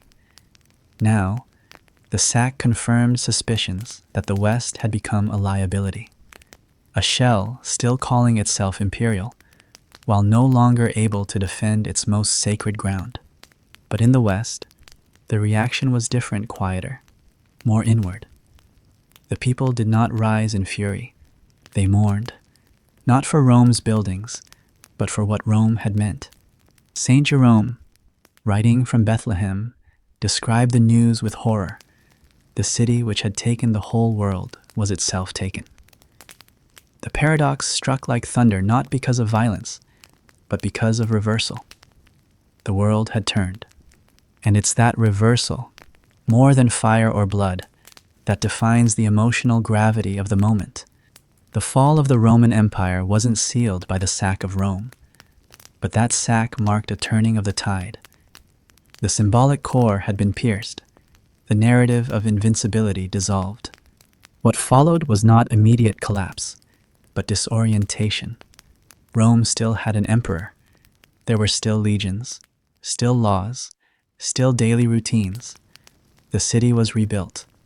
Life resumed, but something crucial had shifted in awareness that the center no longer held. The Visigoths did not stay long. They looted, took what they could carry, then moved on. Alaric himself died shortly thereafter, but his march left a trail in the empire's consciousness, not of fire, but of footprints across sacred ground. You imagine what was taken, not just gold or grain, but symbols. Spoons from the Senate's table, scrolls from private libraries, rings passed down from ancestors who believed they were living within something eternal. It is said that the Visigoths took with them some of Rome's most ancient relics, though historians still debate what was lost and what simply faded. More important is what they left behind: silence. In the aftermath, refugees flowed outward. Nobles who had once ruled cities now sought shelter in countryside estates. Scholars fled to monasteries. Families that had spent generations under Roman law found themselves governed by local warlords or foreign kings who recognized the value of Roman administration, but not its heart. The loss of Rome even temporarily taught people to look elsewhere, not just physically, but spiritually. The church, already rising in influence, became even more central. Bishops stepped in where senators faltered. Cathedrals drew the faithful where forums once drew the curious. Salvation became more important than citizenship. And yet, the old structures persisted, not fully broken, but hollow. Rome still called itself an empire. The emperors still wore purple, though their palaces now stood in Ravenna, a city chosen for its marshes and distance from danger, not its grandeur. There's a certain sadness in imagining those final imperial courts. Emperors still receiving ambassadors, still issuing edicts, still celebrating triumphs that no one truly believed in. The rituals continued, the coins were minted, but it was theater now, and even the actors knew it. You walk now through a crumbling corridor, perhaps in Ravenna, perhaps only in memory. A tattered banner hangs above a door. Dust thickens where guards once stood. The marble floor is cracked, but still carries the faint echo of sandals. A man walks by in silence, wearing a robe too large for his shrinking body. He doesn't speak. He doesn't have to. His silence is an acknowledgement of the obvious. Historians still debate whether the sack of 410 should be called a catastrophe or merely an incident in a longer decline. It depends, perhaps, on how you define loss. If loss means death and destruction, perhaps it was survivable. But if loss means the severing of certainty, the end of a long-held belief in order, meaning, and permanence, then it was monumental. The fall of the Roman Empire was not always about what fell. It was about what was no longer defended. And the idea of Rome, the thing that held people together across distances, across languages, across centuries, that idea had been breached. From this moment forward, more sacks would follow, more cities would fall, more emperors would fade into insignificance. But none of those later events would carry the same sting, because once the myth has cracked, further damage becomes mundane. Even the survivors sensed this. You can read it in their letters, their poetry, their prayers. Not rage, but weariness. Not rebellion, but resignation. Some tried to rebuild, to reclaim, to preserve what could be preserved, but many simply turned their gaze inward toward the soul, the family, the village. The empire had become too vast to save, too distant to feel real. And so they let it go. If you've started slipping out of it, keep going. The past barely noticed you were here. If you follow the roads leading away from Rome, away from the broken echoes of the Forum and the emptied palaces of Ravenna, eventually you will arrive not at another capital, but at its opposite, a village, anonymous and dusty, where the empire's name no longer means protection but burden. And here, among the weary sighs of farmers and the murmurs of market stalls, the most basic problem of the late Roman Empire begins to show itself. It could no longer feed its people. This was not a sudden famine. There was no singular drought, no apocalyptic blight that swept across the fields like a curse. The hunger that gnawed at the empire was more complicated than that, slow, quiet, institutional. It was the kind of hunger born from a system that had forgotten how to serve its own survival. For centuries, Rome's power had been sustained by the predictability of its grain supply. Wheat from North Africa, barley from Egypt, olives, wine, garum, all transported along roads and rivers with practiced efficiency. Massive storage warehouses, or horea, had stood near ports, ready to feed legions and cities alike. It was not a luxury system. It was foundational. Without it, the empire didn't just grow thin, it grew fragile. But as territories fell away, as Africa passed into the hands of Vandals, as shipping lanes became hunting grounds for pirates, as provincial cities stopped sending their quotas, the network began to fray. Rome, so practiced in expansion, had built itself on access. When that access failed, its appetite turned inward. And Rome's appetite was vast. The capital alone had relied on shipments measured not by the cartload, but by the thousands of tons. It was not a city that fed itself. It had long outsourced its belly to the provinces. So when the supply chains faltered, the city did not bend. It starved. The fall of the Roman Empire cannot be told without this hunger. You picture it not in empty granaries, but in quiet lines. Citizens queuing for bread that would not come. Bakers staring at half-filled sacks of flour, unsure how to stretch them through the day. Imperial administrators sending increasingly desperate messages to provincial governors, demanding shipments that would never arrive. Each delay met not with solutions, but silence. Some tried to adjust. New grain routes were mapped through Gaul, through the Balkans. Taxes were levied not in coin, but in kind livestock, produce, stored goods. But it wasn't enough. The state machinery, already bloated and creaking under the weight of its own complexity, could not reorient quickly enough. In the countryside, estates that had once been productive centers of wealth began to operate less like parts of an empire and more like independent fortresses. Local lords hoarded grain not out of malice, but necessity. If they fed the state, they would go hungry themselves, and the state could no longer enforce its claims not reliably. The imperial tax collector, who once rode with soldiers, now traveled alone, if at all, and he left, more often than not, empty-handed. Food became not just a commodity, but a strategy. Who had it controlled loyalty? Who could distribute it, could claim authority?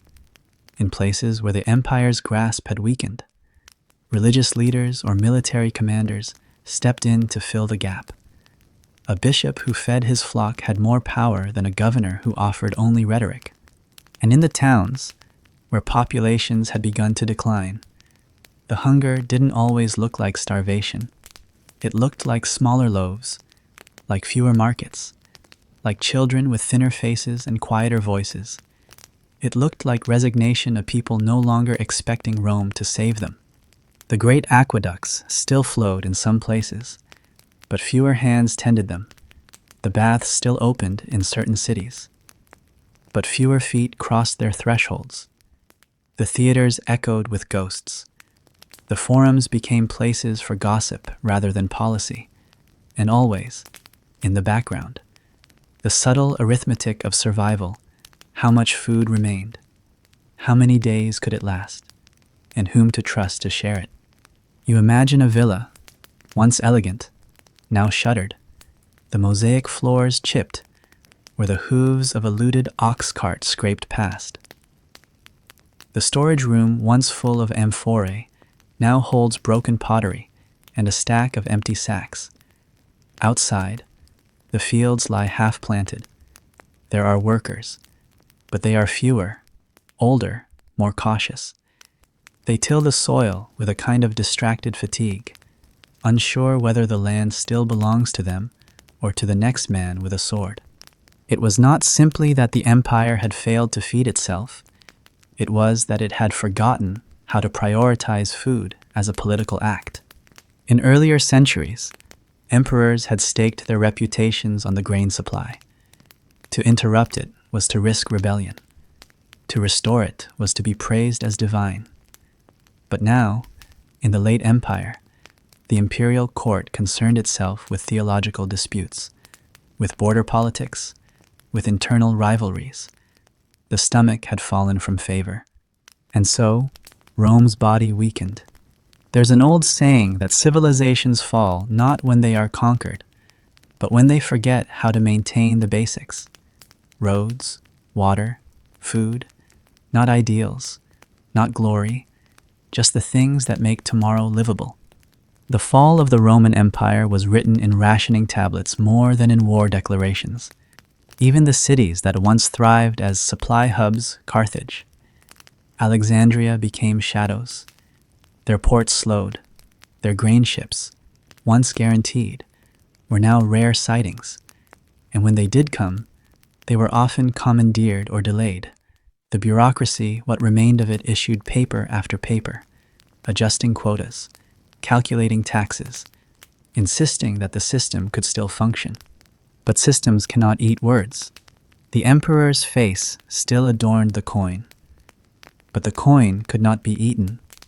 The emperor's decrees still carried seals, but the seal could not plant wheat. You think now of a family somewhere in the interior, perhaps near the Rhine or in central Italy. A father who once served as a clerk for the provincial government now works the field.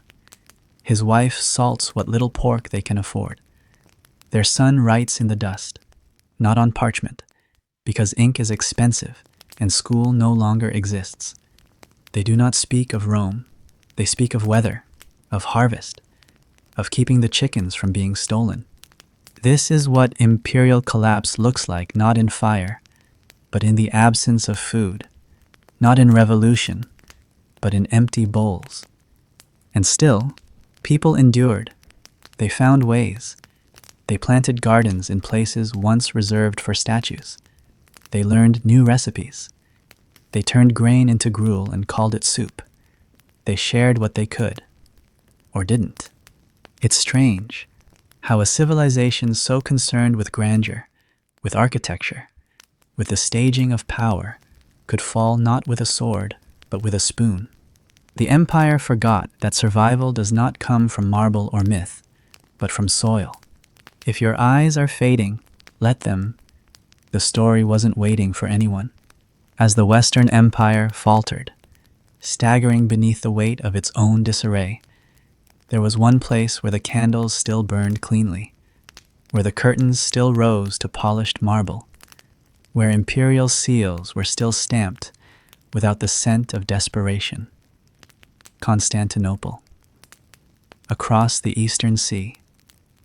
The Eastern Roman Empire, what later centuries would name Byzantium, stood not untouched by crisis, but more insulated from the suffocating chaos that had overtaken its sister in the West.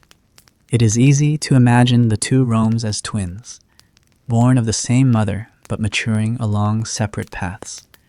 While the Western Empire aged poorly, bruised by invasions, hollowed by corruption, frayed by economic despair, the East chose careful grooming, with stronger borders, a more stable economy, and a bureaucracy that, while labyrinthine, remained mostly functional. The Eastern Roman Empire looked westward with a mixture of concern, superiority, and increasingly, detachment. They watched the West sink, and they did not always move to stop it. You might imagine a court official in Constantinople, his sandals quiet on mosaic floors, his robe carefully adjusted, his voice practiced and deliberate. When he speaks of Rome, he does not mean the ruins along the Tiber or the boy emperor tucked safely in Ravenna. He means Constantinople itself. He believes, perhaps rightly, that the true legacy of Augustus now resides where the sea meets the city's 7 hills, where the imperial purple is not yet a costume for ghosts. This idea that Rome lived on in the East was not just convenient for the Byzantines, it was foundational. Though they spoke Greek more often than Latin, though their customs had slowly shifted, they still considered themselves Romans. The emperors in Constantinople bore the same titles. Their laws derived from the same roots. Their legitimacy came from unbroken succession. When the West finally collapsed, the East did not flinch. It claimed inheritance. But beneath this assurance lay a quieter truth. Survival had come at a cost. The East had chosen distance when the Western provinces pleaded for aid, for gold, for troops, for intervention. Constantinople weighed the risk and often turned away. Theodosius II, reigning in the early 5th century, strengthened the walls of his city rather than march west to preserve distant provinces. His successors, too, focused on securing the Balkans, managing relations with Persia, and playing an increasingly delicate game of diplomacy with tribes whose alliances were fickle. To be fair, their restraint was not always cruelty. It was calculation. The Eastern Empire understood that to overextend meant to endanger their own survival, and in a world where resources were no longer infinite, sacrifice became strategy. The fall of the Roman Empire in the West was, in part, made possible by the East's decision to look inward. Yet, as the West disintegrated, Constantinople did not rejoice. It mourned, but it mourned as one might mourn a cousin familiar, dear, but no longer part of the same household. Even the Church began to reflect this separation. Though technically unified, tensions grew between the bishops of Rome and the patriarchs of Constantinople. Disagreements over doctrine, ritual, and authority began to fester, setting the stage for future schisms. Already by the 5th century, the tone had shifted. Unity was proclaimed, but not always practiced. You walk now through a courtyard in Constantinople, not in its prime, but close. Merchants call out in Greek and Latin. Robed officials recite imperial orders. A small group of boys studies arithmetic beside a fountain shaped like a lion. The streets are clean, guarded, alive with purpose, and behind it all, the Hagia Sophia rises like a declaration of faith and architecture combined, a monument to continuity, to grandeur carefully preserved. But even here, the shadows of the West linger. Letters arrive from distant cousins in Italy, missives heavy with nostalgia and veiled desperation. News of barbarian kings declaring themselves rulers in Roman lands. Reports of cities changing hands, of senates dissolved or co-opted, of treaties made not with emperors but with generals and tribal chiefs. The Byzantines write back, sometimes with aid, sometimes with silence. Their decisions are measured, calculated. They will not drown themselves to rescue someone already beneath the surface. This, too, is empire, not only the act of ruling, but the act of choosing what not to save. The final emperor of the West, Romulus Augustulus, would be deposed in 476 by Odoacer, a Germanic general who saw no reason to pretend. He did not kill the boy. He did not crown himself emperor. He simply took control, sent the imperial regalia to Constantinople, and ruled Italy under the title of king, with Eastern approval. It was a quiet transition, without ceremony, a punctuation mark, not an exclamation. The East acknowledged it, but did not reverse it. For them, the empire was still alive in Constantinople, under Zeno, wearing silk robes and writing new laws. Rome had not fallen. It had moved. But memory is not so easily relocated. In the West, among the people who still called themselves Roman, who lived in villas with broken mosaics and whispered the old tongue to children who no longer understood, the absence was felt, not just of administration or security, but of meaning. What did it mean to be Roman now, when no emperor remained in the city of Romulus and Remus? And so they turned to churches, to local rulers, to saints' bones buried beneath the chapel floor. They adapted, as people always do. But the adaptation came with a quiet grief. The fall of the Roman Empire in the West was not the disappearance of Roman things. It was the loss of Roman authority the center no longer held, and nothing had quite replaced it. In time, new centers would form, new kings, new borders, new languages. But for a moment, a long and soft moment, the West wandered without a name. And in that wandering, the East carried on. It would face its own crises, invasions, plagues, revolts, but it had preserved something essential: a functioning system, a memory that still had breath in it.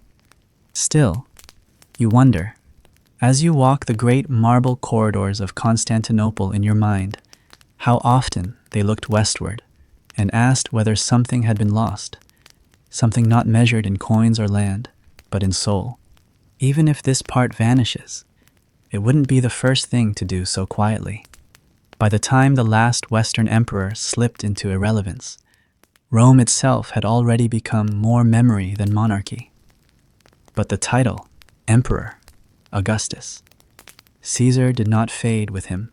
Instead, it was picked up, repainted, and raised again by those who had once stood at Rome's gates as outsiders. For what had once been conquered by the empire now claimed to inherit it.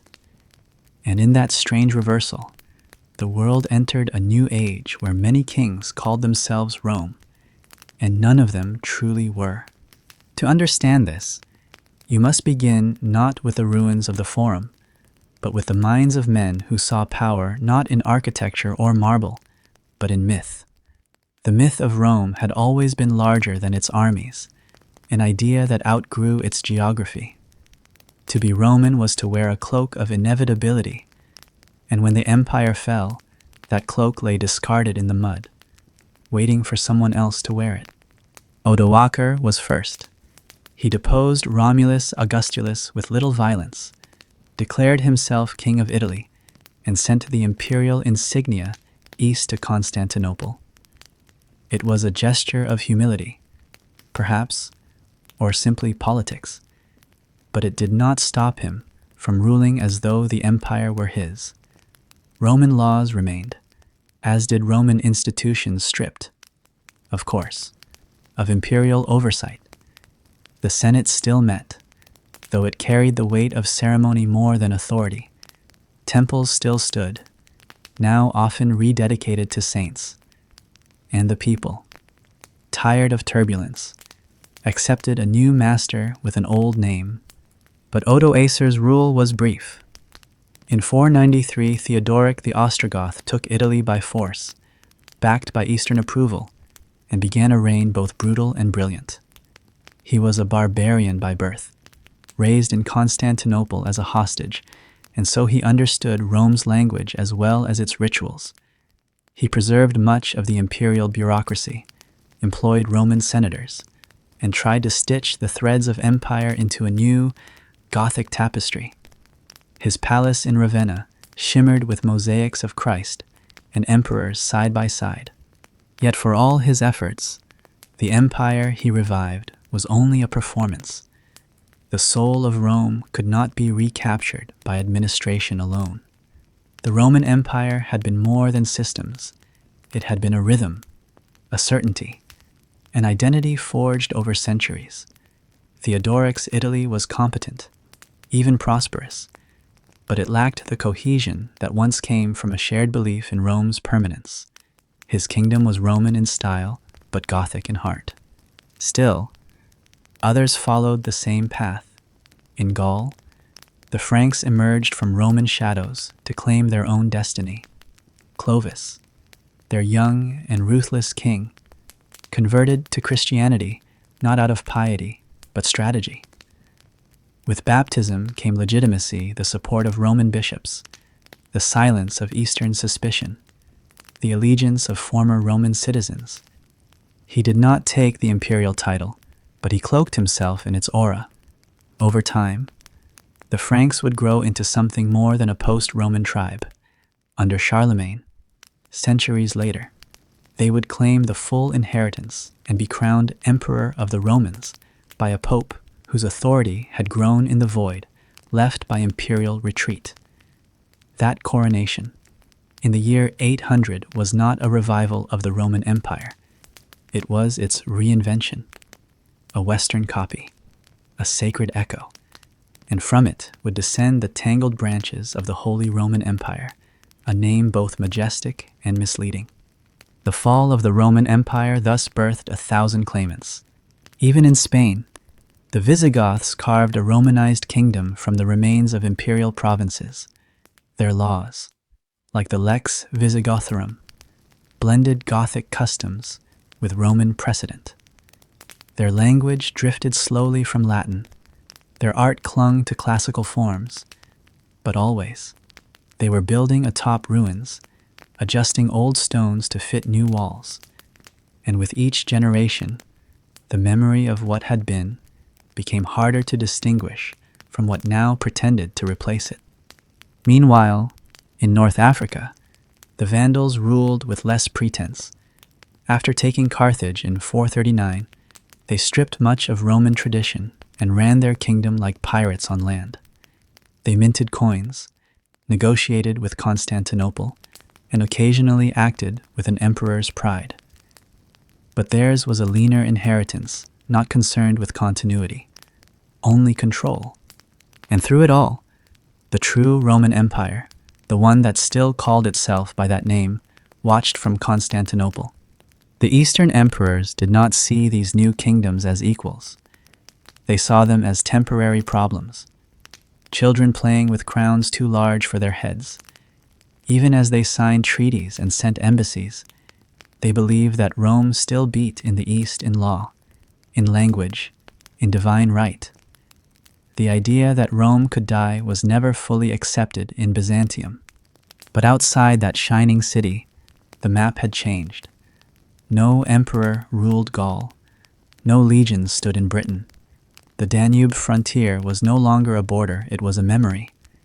And in Italy, kings built palaces atop collapsed basilicas. Rome had not been erased.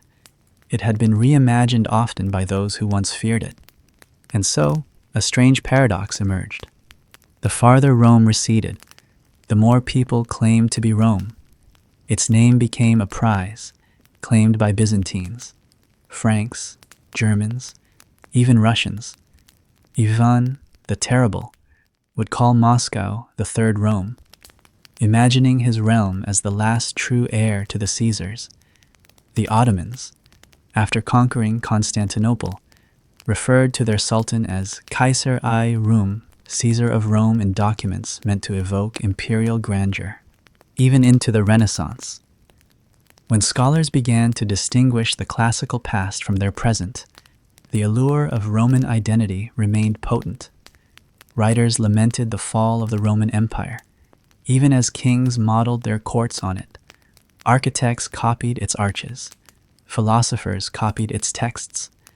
Rome had fallen, but its ghost governed from beyond the grave.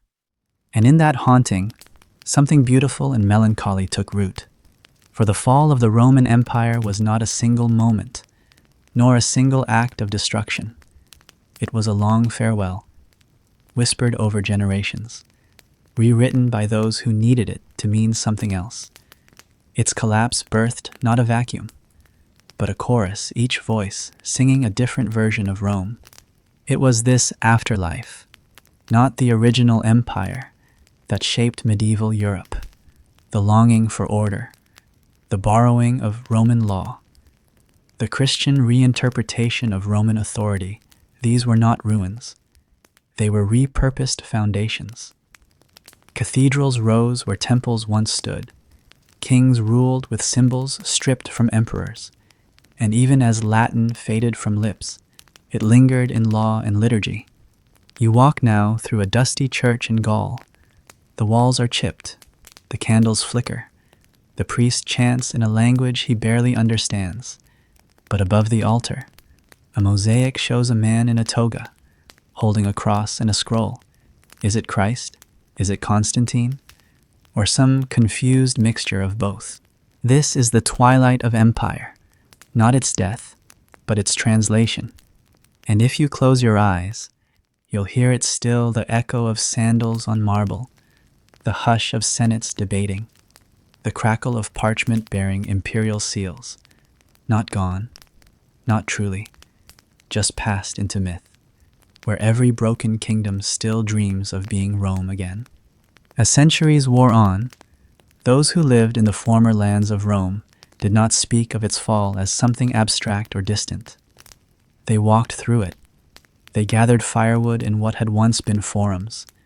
They planted barley where triumphal arches had crumbled. They buried their dead beneath the shadow of aqueducts, and when the stone blocks slipped from temples, they repurposed them not in rebellion, but in reverence.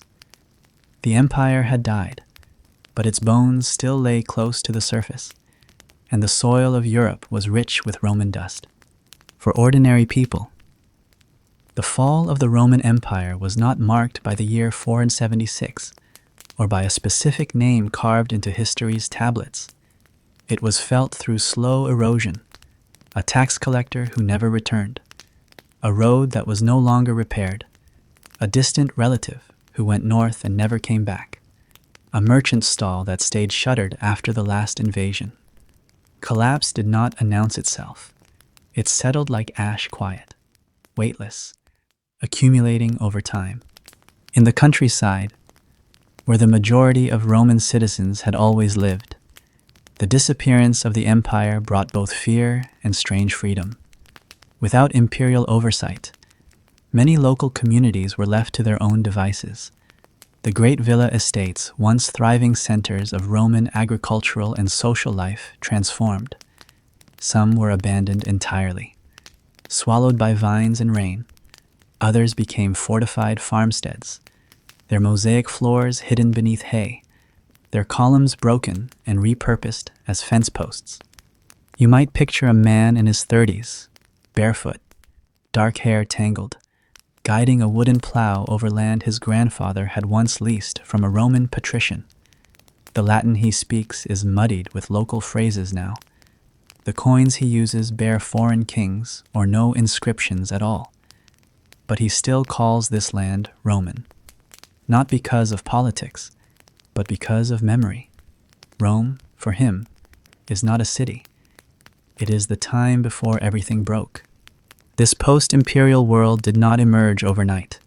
Even as centralized power faded, the cultural rhythms of Roman life echoed on.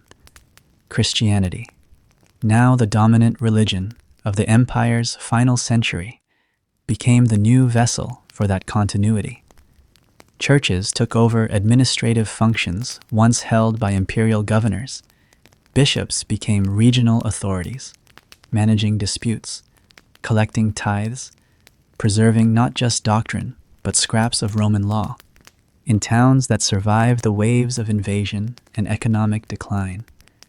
Cathedrals rose like new capitals. The bishop's word carried weight where an emperor's had once ruled. The church preserved Latin, not the spoken language, which was already evolving into early forms of French, Spanish, Italian, but the written form, used in Bibles, sermons, legal records, and so, paradoxically, the voice of the empire continued, even as its body decayed. But this, too, had limits. As generations passed, knowledge dwindled, libraries burned or were looted, educated elites, once the backbone of Roman administration, either fled, were killed, or faded into obscurity. Fewer children learned to read. Fewer texts were copied. The great roads' arteries that had once pumped trade and legions across continents broke down. Bridges collapsed. Ferries stopped running. What had been a vast, interconnected system began to shrink into isolated pockets. And with isolation came vulnerability. The fall of the Roman Empire had stripped away the shield that had once protected cities and farms from marauding warbands, from drought-induced famine, from rival claimants to power. Now, protection came from whoever held the nearest fortress. This was the birth of feudalism, though no one called it that at the time. It was simply necessity allured, a wall, a sword, in exchange for labor and loyalty. Villages were drawn closer to castles. Power became local, personal. There were no emperors anymore, only lords with names that changed from valley to valley. You walk down a narrow dirt path now, perhaps in the early 6th century, and pass by a crumbling Roman milestone half buried in grass. It once pointed the way to Londinium or Lutetia. No one uses it now. The names are still known, but the roads are not. The journey is no longer guaranteed. But even here, remnants persist. Children play in what was once a bathhouse. Their laughter bounces off tiled walls, unaware of the marble beneath the dirt. A widow offers bread at a roadside shrine where once a statue of Jupiter stood. She crosses herself before she leaves. A local priest tends a manuscript in a small monastery, carefully copying a Roman medical text even though half the herbs it mentions no longer grow nearby. These are the aftershocks, not of conquest, but of forgetting. And yet, forgetting is not always a loss. It is a reshaping. As new kingdoms rose from the bones of Rome, they wrote new stories, drew new maps, prayed in new tongues. The myths changed, but the shadow of the old order remained. The grandeur of Rome, even as it fell, offered a model of governance, of unity, of power tempered by law. Though the empire had failed to protect its people in the end, it had succeeded in something else. It had seeded Europe with a dream. That dream of roads that reached the horizon, of justice that answered to no tribe, of cities that lit the dark would outlive the emperors. It would whisper in the ears of kings. It would shimmer in the minds of monks. It would be etched into the stones of new capitals: Aachen, Paris, London, Milan. They were not Rome, not truly, but they each wore some piece of its skin, and in the silence left by its passing, new voices began to speak. The rise of monasticism offered sanctuary for learning. Benedictine monks, following their rule of prayer and labor, preserved texts, languages, and knowledge. Irish scribes lit their pages with color and gold. Libraries returned smaller, quieter, tucked away in valleys but stubborn. They kept the flame. Trade, too, began to flicker again. Mediterranean ports, though battered, still saw ships from Alexandria, from Carthage, from Constantinople. Coins changed hands. Silk appeared where wool had been expected. The world stirred. But always, beneath this new growth, lay the same foundation, cracked, weathered, unforgotten. The fall of the Roman Empire did not erase what came before. It composted it. It made it fertile. And so, when a Carolingian king spoke of empire again, when the word imperator returned to coinage, when Charlemagne stood crowned in St. Peter's by a pope with trembling hands, it was not the rebirth of Rome, it was its harvest. History, in this moment, did not repeat, it echoed. You might stand in a field where once a legion trained, now silent except for birds and wind. You might kneel beside a well dug by Roman hands, still drawing water. You might watch a girl light a candle in a ruined temple, whispering prayers to saints whose names came from Latin syllables. These are not ruins. These are memories with breath. And you, too, are part of the inheritance. Every time you read a sentence with Roman roots, every time you walk beneath an arch, every time you hear the hour struck by a bell, hung in a tower built by those who feared the night, Rome did not vanish. It became the ground beneath your feet. It began quietly, not with invaders at the gates or usurpers in the court, but with fevers and swelling glands, with whispers of sudden deaths in distant provinces, and like so many of Rome's deepest wounds, it festered not in battlefields but in kitchens, markets, and cradles. Disease was not new to the empire. Rome had faced epidemics before, but what came in the mid-6th century was different. It did not simply weaken the body of the state, it stripped it of its breath. The fall of the Roman Empire was not only a matter of politics or war, it was also biological. It came with a cough, a shiver, and a silence that spread like smoke. Historians would later call it the Plague of Justinian, after the emperor who ruled the Eastern Roman Empire from his glittering palace in Constantinople. In many ways, Justinian was the last emperor to dream with the full ambition of Caesar. He rebuilt Hagia Sophia, one of the most enduring churches in all of Christendom. He reformed Roman law into a monumental legal code. He sent generals like Belisarius to reclaim lost Western territories, North Africa, Italy, even parts of Spain. His vision was not survival, but restoration. And for a moment, it seemed possible. But then came the ships. They docked with grain, olive oil, textiles, and rats. Hidden in the holds, infected fleas traveled from port to port, carrying with them Yersinia pestis, the bacterium that would later devastate medieval Europe in the Black Death. The Justinianic plague came first. It moved swiftly through Egypt, Palestine, and into the great markets of the Bosphorus. Within a year, it gripped the heart of the empire. No quarter was spared. In Constantinople, the stench of death overwhelmed the sea breeze. Corpses piled in the streets. Entire neighborhoods went silent. Procopius, the court historian, wrote, with a tone of barely suppressed horror, people died too quickly to count, too often to bury. Gravediggers could not keep up. The emperor himself caught the disease, and though he survived, he emerged frailer, haunted. The economic cost was enormous. Fields went untilled, tax records became meaningless, military campaigns faltered as recruits died in training camps. The momentum Justinian had built of reconquest, of reform, slowed, then shattered. And this was not a single wave. The plague returned again and again over the next 2 centuries, erupting in cycles, shrinking the population of the Eastern Empire by millions. At its height, it's estimated that 40 to 50% of Constantinople's population perished. Across the wider empire, the toll was just as steep. The countryside was not spared. Monasteries lost their abbots. Villages simply vanished. Ships were left uncrewed, trade routes withered.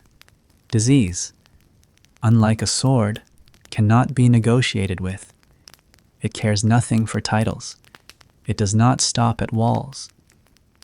In this way, the plague eroded not only the structures of the state, but the illusion of control itself.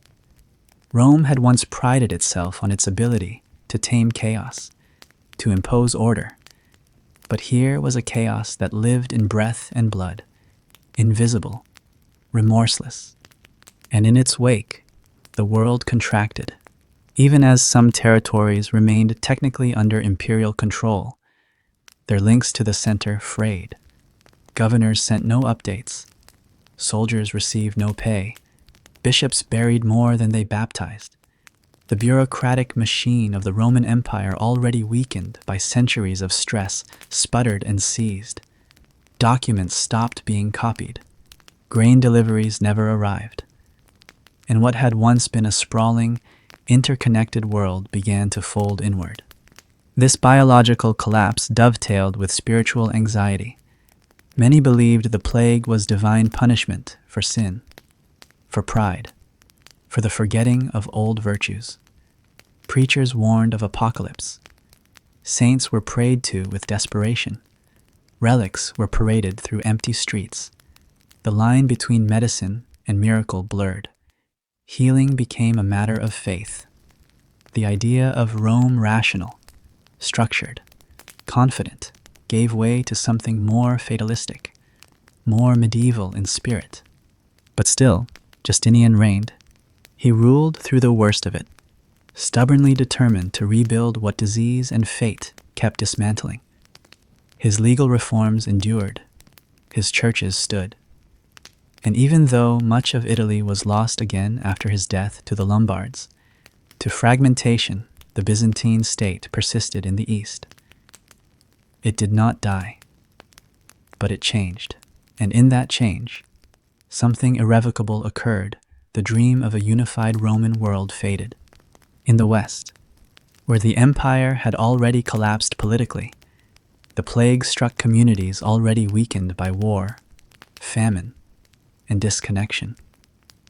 The remnants of Roman urban life forms, baths, aqueducts were now seen not as signs of glory, but of risk.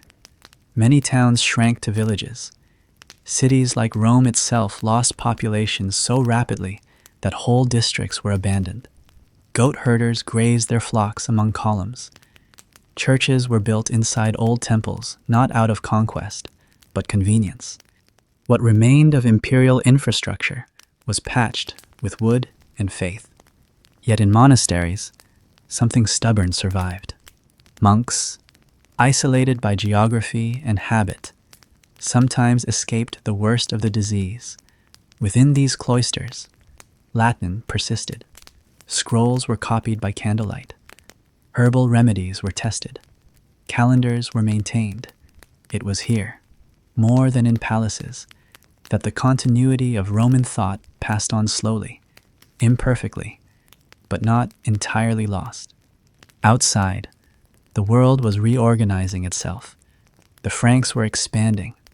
Anglo-Saxon kingdoms were forming in Britain. Visigoths, Lombards, Slavs all carved new shapes into the old Roman map. They built in wood, not stone. They ruled by sword, not census. Their authority was local, not universal. But each, in their own way, inherited the consequences of Rome's fall. Because the fall of the Roman Empire did not end when the emperors disappeared. It continued with every field left unplanted, every wall left unrepaired, every bridge that fell and was not rebuilt. It was a process, not a moment. And in that process, disease was the quietest but perhaps most effective destroyer. It did not sack cities, it simply emptied them. And as the body count grew, so did a new sense of time. No longer did people see themselves as part of a grand imperial continuum. Instead, they spoke of ages, the age of saints, the age of struggle. They marked years not by consuls or emperors, but by floods, eclipses, famines. Time itself became local, fragile, shaped by what could be survived rather than what could be built. And yet, still, something held: the fall of the Roman Empire, for all its devastation, did not leave only absence. It left outlines, patterns, ruins, rituals. The bells that rang in newly Christian towns still echoed Roman civic rhythms. The days of the week, the months, the laws of inheritance all bore Roman fingerprints. Even the idea of plague as something historical, something remembered, came from Roman chronicles. You walk now through a ruined portico. Its roof collapsed, but its columns still upright. Lichen grows on inscriptions no one can read anymore, but the birds still nest there. A shepherd leads his flock past, glancing once at the stone as if it might speak. And in a way, it does. Not in words, but in presence, in survival. The sickness would come again, centuries later, in darker waves. But this first plague, the one that struck as the empire strained to rise again, marked a turning. It was not the death of Rome, but the fever from which it would never fully recover. And in its weakness, others would rise. They would speak new tongues. They would build with different tools, but somewhere, beneath their feet, would lie a road paved by Roman hands, cracked, overgrown, nearly gone, but still there, still pointing the way. She had once been called Empress, not in ceremony or proclamation, but in the way others looked at her with expectation, with dread, with silent calculation. Now, there were no more glances like that. There were only quiet footsteps in distant corridors, the murmur of priests reciting prayers she no longer answered, and the slow shifting of light against the walls of her chamber. The empire had collapsed around her long ago. The marble halls had emptied. The crowns had lost their shine. But the bed remained. Its straw had molded to the curve of her hips. The fall of the Roman Empire, for her, was not thunderous. It was the weight of memory on a thinning mattress. She lay still most days, half wrapped in worn silks that had outlived their dye. Her hands trembled when she reached for the cup beside her, not from fear or sickness, but from something older disuse. No scrolls to sign, no generals to command, no letters to send. Her attendants no longer bowed, they merely nodded, out of routine, out of pity. Outside the narrow window, ivy had begun to claim the stone. The villa that had once hosted envoys from distant provinces was now a monastery, or so they told her. She never saw the monks. She heard them sometimes, chanting in Latin so clipped and precise it seemed to mock the fluid eloquence of her youth. They were kind, she supposed. They fed her broth. They left flowers on her windowsill, but none of them remembered who she was. Not really. There had been a time when she walked barefoot across mosaic floors in Ravenna, the empire's last real capital in the west. She remembered the shimmer of candlelight on golden tiles, the smell of wax and lavender oil. Her father had once stood beside a general with a rusting helmet, shouting that Rome must rise again. She had believed him. Everyone had for a moment. But generals died, fathers were overthrown, the young empress became a ward, then a bride, then a liability. Her name was removed from records. Her dowry was spent on soldiers who never returned. Now she had only the bed, the walls, and the faint curve where her body had shaped the straw beneath. Even so, she remembered. She remembered when the roads had been patrolled, when markets bustled with languages from Carthage, from Antioch, from Britannia, when law still traveled with the mail, when the rustling of leaves meant wind, not intruders. She remembered being Roman not in blood, but in belief. And it was belief, not blood, that had sustained the empire longest. Because long after the legions had been defeated, long after the borders had fractured and the statues fallen, people still called themselves Roman. A farmer in Gaul, planting barley in a field carved from a forgotten villa. A widow in Hispania, tracing the sign of the cross over her oven and whispering in a Latin dialect her grandson no longer understood. A bishop in northern Africa, writing letters in the old style, hoping anyone would read them.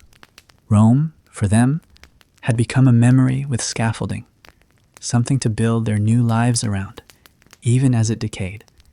It was a name whispered in prayer, a code hidden in language, a shape carved into the bones of cities. And in this, the empire survived more than it ever did through conquest. But memory is not enough, and that is what she feared, lying there as another season curled its fingers around the walls, that she would forget. Not just names or places, those had already faded, but the feeling of empire.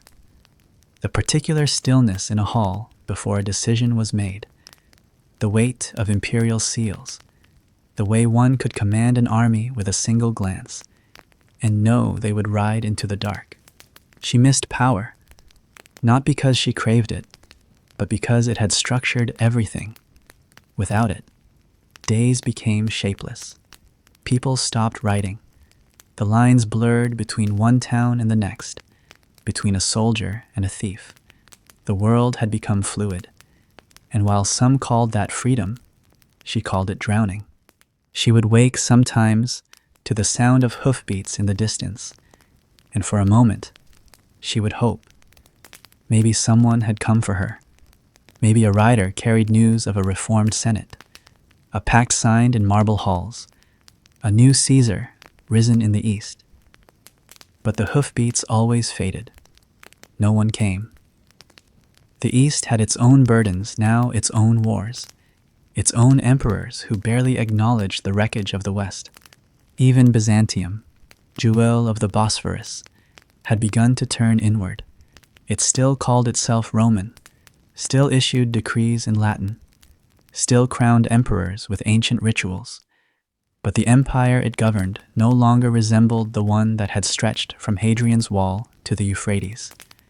That Rome was gone not in a blaze, but in a long, trembling exhale.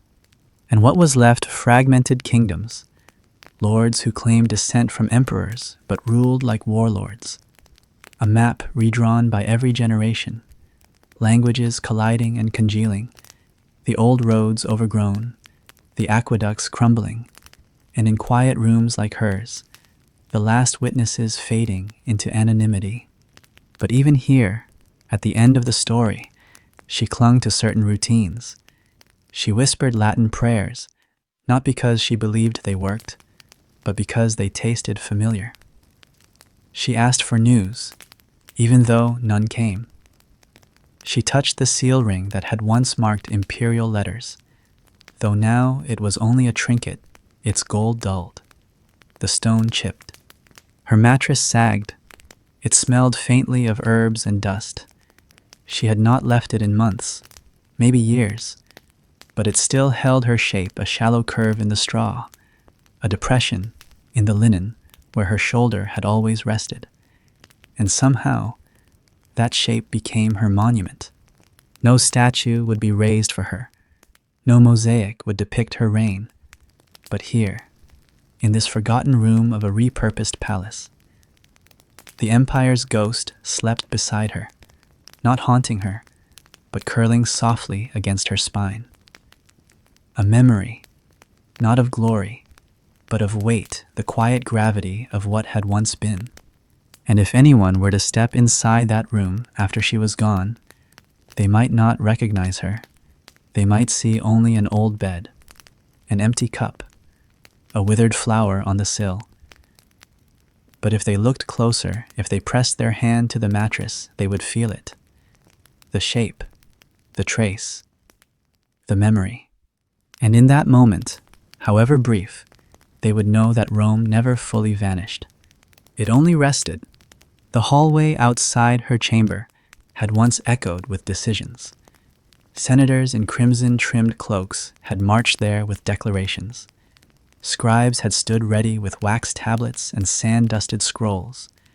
Guards had tapped their spears on the marble in rhythms of formality and fear.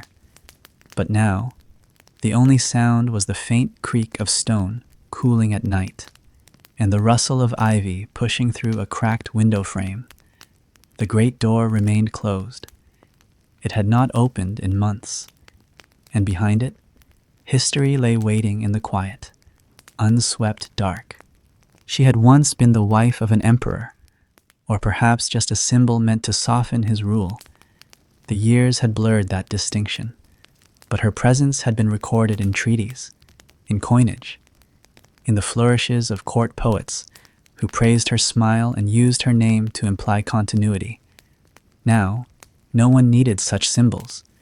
The empire was not in need of continuity. It needed firewood and wheat and warriors who could hold the border just one more season. The chamber she occupied had been built in the last confident years, a side wing added to a hilltop villa meant to impress envoys from the east. The ceiling was still painted with fading gods, Jupiter clutching lightning, Juno crowned in peacocks, Venus reclining as though war were just a rumor. Beneath their feet, the dust had grown deep. No servants came to sweep. No voices broke the silence. Even the sun seemed hesitant to enter. Her bed was not as grand as it once appeared. The carved lions on the frame had lost their teeth to rot. The canopy had collapsed under the weight of neglect. Once, the curtains had been drawn open every morning, not for her comfort, but because an empress must be visible, a reminder that rule was still embodied in flesh, not myth. But now the curtains remained still, yellowed, their hems hardened by age. The door had been closed one day and never opened again. Some said it was to protect her from illness. The pox had returned, this time carried by pilgrims or returning soldiers, no one was quite sure. Others whispered that the closing had been political, that she had outlived her usefulness, that her knowledge was dangerous, or simply that her presence disturbed the illusion of renewal. There was always talk of renewal, even when the empire was breaking apart, even as cities fell and titles lost meaning. The administrators continued to draft policies as if the past could be reenacted like theater. But she did not care about politics anymore. Not truly. What occupied her now were shadows, the kind that stretched across the ceiling like cracks, the kind that settled in corners and reminded her of the nights she had walked barefoot down palace corridors, afraid not of assassins, but of being invisible. That was the true fear, not that she might be seen, but that no one might look for her at all. Outside the chamber, the empire unraveled in ways both sudden and slow. A bishop in northern Gaul had declared autonomy from the imperial hierarchy. A grain fleet bound for Rome had vanished in a storm, or a pirate raid no one knew. Messages had stopped arriving from the African provinces. The Visigoths had changed kings, again. And yet, for all the movement, all the shifting, none of it reached her. She remained behind the door, a relic, a breath caught in the throat of history. There were still guards posted outside, though fewer now. They had once been chosen for their loyalty, their silence, their appearance. Now, they were whoever could hold a spear and remember not to ask questions. She heard them whisper sometimes. She recognized the sound of dice thrown on marble, the clink of stolen goblets. Occasionally, one would lean against the door and mutter a prayer. She wondered if they knew she still listened. Her meals came on a tray, placed silently in the same spot each day. She had no appetite. The bread was hard, the fruit bruised, the wine watered down. She ate just enough to avoid the dizziness, just enough to remain alert, not because she hoped to be rescued, but because she was determined to remember. Memory had become her rebellion. She remembered the first time she was told to wear purple, how it felt absurd, too heavy, too bright, how every movement felt rehearsed, observed, how her fingers trembled the first time she signed a decree. She remembered the way her husband had smiled, not with warmth, but with recognition she had become a piece in his game. And she had played her role for years, until he had vanished into one of the wars, and she was told, quietly, that the court would move on without her. She had not objected, not allowed. There were no more senators to petition, no more allies to write. Her correspondence had dwindled. The scribes stopped delivering replies. The lamps were no longer replaced when they went out. And then, one morning, she had woken to find the heavy door closed. Permanently. They had left her with books, scrolls mostly brittle, curling at the edges, writings of old jurists, fragments of Livy and Tacitus, a hymnal. She read them all until the words faded into silence, not because they lacked meaning, but because meaning no longer changed anything. To know the laws of Rome was not to enforce them. To recite its histories was not to resurrect it. The empire had been built on law and grain. Both had spoiled. And yet, her chamber remained intact, not because of reverence, but inertia. The door had not been sealed with malice, but with indifference. No one remembered to open it. No one had orders to. And so, she became part of the stone, another feature of a forgotten floor plan. A woman whose name no longer appeared in any updated registry. Still, she breathed. Still, she waited. Not for rescue, she had long since given up that fantasy, but for the echo, the one she believed must return eventually. Every empire leaves behind an echo, she thought, a resonance too stubborn to die. It might come in the voice of a future historian, or the prayer of a child who does not know who built the chapel she kneels in, or even in the way ivy curls across stone and refuses to let go. The fall of the Roman Empire was not a single event, not a sack or a treaty. It was this a door that was never opened again. A life paused until death became indistinguishable from routine. A chamber that once held the whispers of emperors, now holding only dust and the weight of breath. And one day, that breath would stop. Someone, someday, might find the room. They might be a monk looking for old stones to quarry, or a child chasing a bird. They would push the door, and it would resist, groan, open, and there they would find the chamber faded, ruined, still. And in the air, still heavy with memory, they would sense that something had ended here, and something had waited to be remembered. They did not weep for her. There was no procession, no incense, no chanting of her titles down marble steps.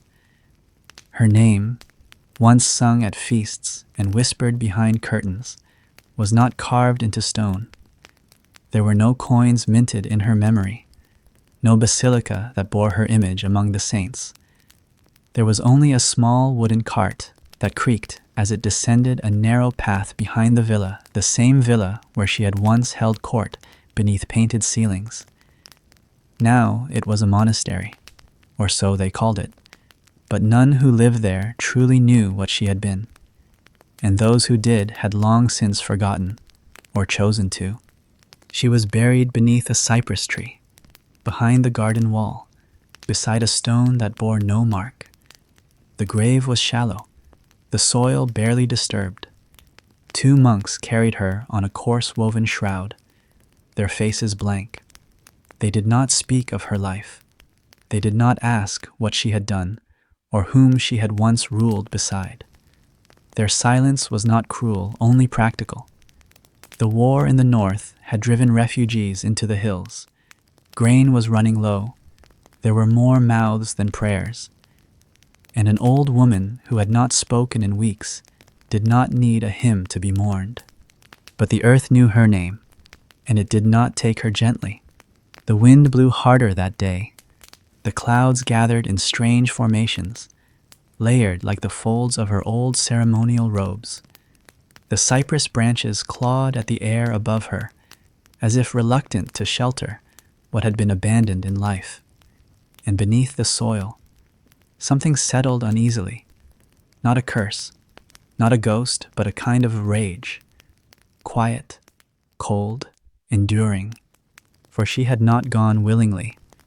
In those final weeks, she had lain awake for hours, eyes open in the darkness, staring at the curve in the ceiling where two cracks had formed a cross.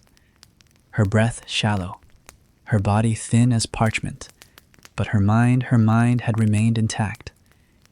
She remembered each betrayal, not with fire, but with a clarity sharper than any blade.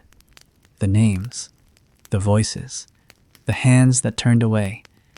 She did not hate them, not exactly, but she did not forgive them either.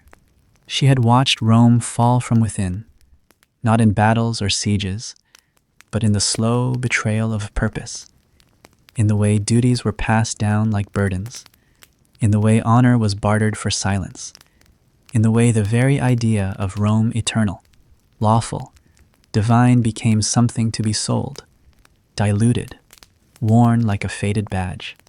Her husband had promised restoration. He had called himself the son of Marcus Aurelius, the inheritor of Augustus. He had held up scrolls and banners and symbols of the old republic as if words alone could rebuild what time had broken.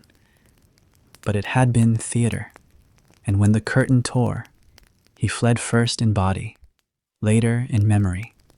His statues were toppled, his laws revoked, even his enemies barely remembered why they had feared him. And she, who had believed quietly, but entirely, was left behind. The fall of the Roman Empire had always seemed to her like a thing that would come with blood and drums, with smoke over the Palatine and screaming in the Senate. But it came instead as paper-thin decrees, as generals declaring allegiance to no one, as border fortresses paid to stand down. It came with the slow leaking of certainty, and then with the silence that followed. In her chamber, as she weakened, she began to understand that she had never truly ruled. She had performed with grace, with duty, but she had never been permitted to shape the fate of the world she dressed for. Still, in her final nights, she imagined herself speaking to the young girls who would be born in places that once called themselves provinces. Girls who would not learn Latin, who would never see a road paved with imperial stones, who might one day dig up her ring and mistake it for the trinket of a pagan. To them, she would whisper, "I lived in the twilight of an empire that believed itself immune to time. I watched it grow weary. I watched it make excuses. I watched its greatness become costume. But I remembered, and because I remembered, something of it remained." She hoped those whispers might cling to the air, like dust unsettled by movement, that somewhere a child might dream of her face without knowing why, that a poem might echo a phrase she once spoke, that the strange feeling of loss without knowing the name of the lost might linger. And that would be enough. The monks who buried her did not know any of this. They had never seen her in purple. They had never heard her speak Latin without hesitation. They had not seen her once stop a riot with a gesture from a balcony. To them, she was only a body, one of many, one more task before sundown. They sprinkled earth and muttered scripture. Then they left. No one came back. But the wind did, and the sky, and the soil that had never truly accepted her, stirring as if to shift her back toward the world she had been cast from. Years passed. The garden changed hands. The walls collapsed. The cypress tree grew gnarled and split. Shepherds grazed animals there, never noticing the sunken patch beneath its roots. A boy once found a ring gold, oval, carved with the image of a winged figure. He sold it to a merchant for half a loaf of bread. The merchant kept it in a box of curiosities. Eventually, it was lost again, and the woman beneath the earth remained unmarked. But something in the silence around that place felt weighted. Travelers avoided the garden wall. Children swore the tree whispered. And when the wind blew in the right direction, it was said that you could hear something beneath the soil, not words, but memory. Because memory does not die with empires. And empires, no matter how loud they were in life, often leave their deepest echo in silence. She had died with her eyes open, not from fear, but from insistence. And though no one came to mourn her, she had mourned Rome. She had buried it long before they buried her. And in that quiet rage, unvoiced, unmarked, she became the final witness. The one who did not look away. The one who did not pretend it could be fixed. The one who remembered, in every age, there are names written in fire. Names carved into pillars, minted in silver, stitched into standards that flutter above a people's belief in order. But there are also names that drift quietly into erasure, not because they were unworthy, but because they did not fit the story that followed. She was one of those names. She had once been called Augusta, had once sat beneath marble arches while petitioners bowed so deeply their voices vanished into the stone floor. She had been praised by poets, drawn in profile with laurel crowns, and offered to the people as a symbol of continuity. Her hand had signed treaties. Her voice had blessed rituals. And though she had not ruled in name, her presence had steadied a court fraying at its edges. But as the empire splintered and redefined itself, she became inconvenient, embarrassing, even a relic of a structure that no longer wished to remember what had once held it upright. The fall of the Roman Empire did not erase its buildings, nor its currency, nor even its rituals, many of which were adopted, modified, sanctified under new names.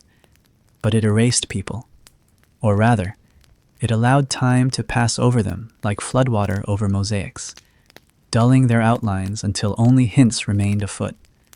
A pattern in the stone, an unsigned fragment in a forgotten archive.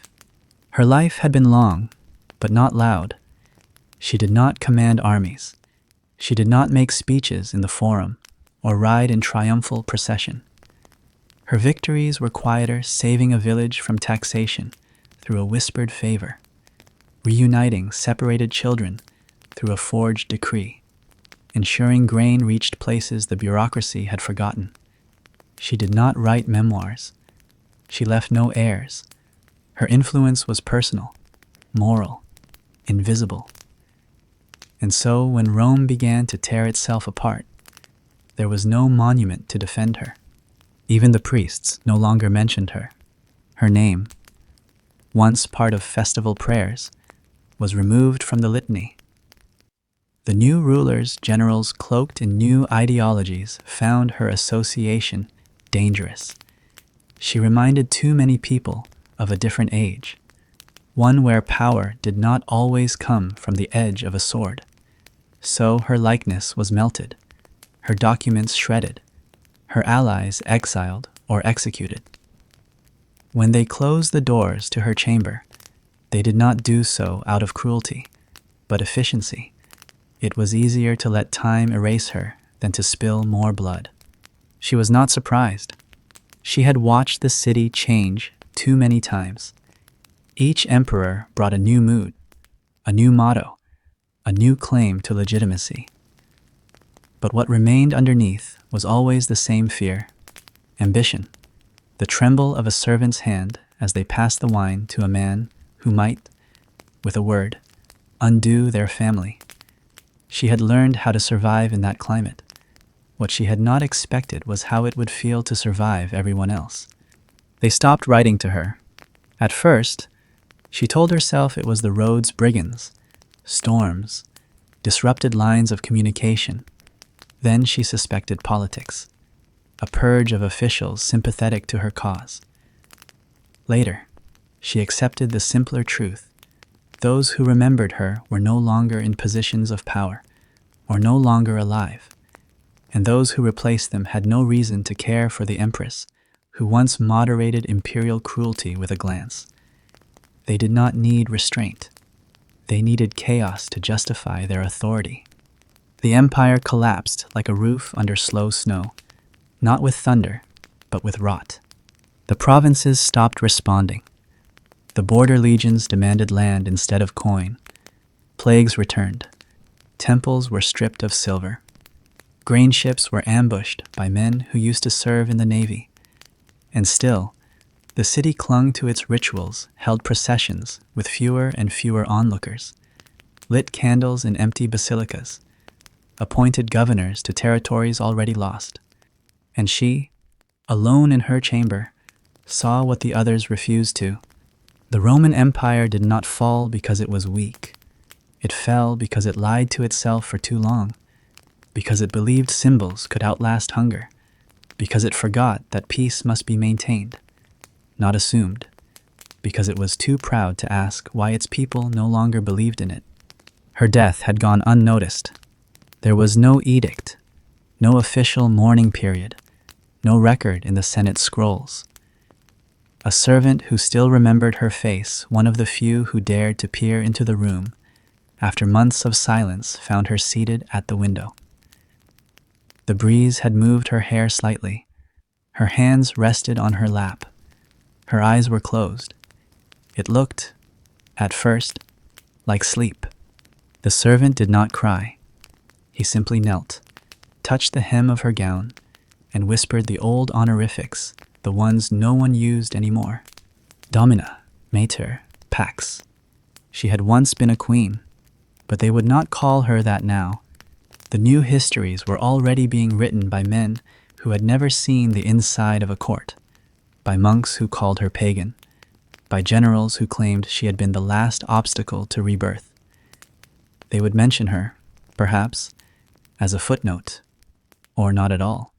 She had walked through the ruins of Rome long before they were covered in vines, and even as they buried her beneath an unmarked slab, she carried within her the complete, unbroken memory of an empire that thought itself eternal, not as a boast, but as a wound, not as nostalgia, but as testimony.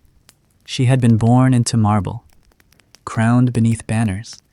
She had eaten from golden dishes, but she had watched, with eyes that did not look away, as the marble cracked, the banners burned, the dishes were sold.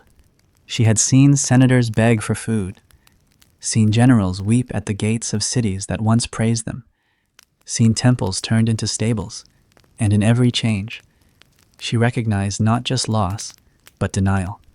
And still, she endured, in her silence, in her waiting, in her refusal to forget. The fall of the Roman Empire was not one night. It was not the sack of a city or the signing of a treaty. It was the slow, cruel decision to forget the people who held it together, the quiet administrators, the peacemakers, the queens who smiled while dying inside. She was not remembered in gold, but she remained in the tilt of a broken statue that once bore her face, in the prayer of a widow that used her name without knowing where it came from, in the hush that falls over certain ruins, as if someone, somewhere, still listens. She was the queen history tried to erase. But history, like empire, is not always in the hands of those who shout. Sometimes it is held by those who whisper, and sometimes the whispers are louder than anyone expects.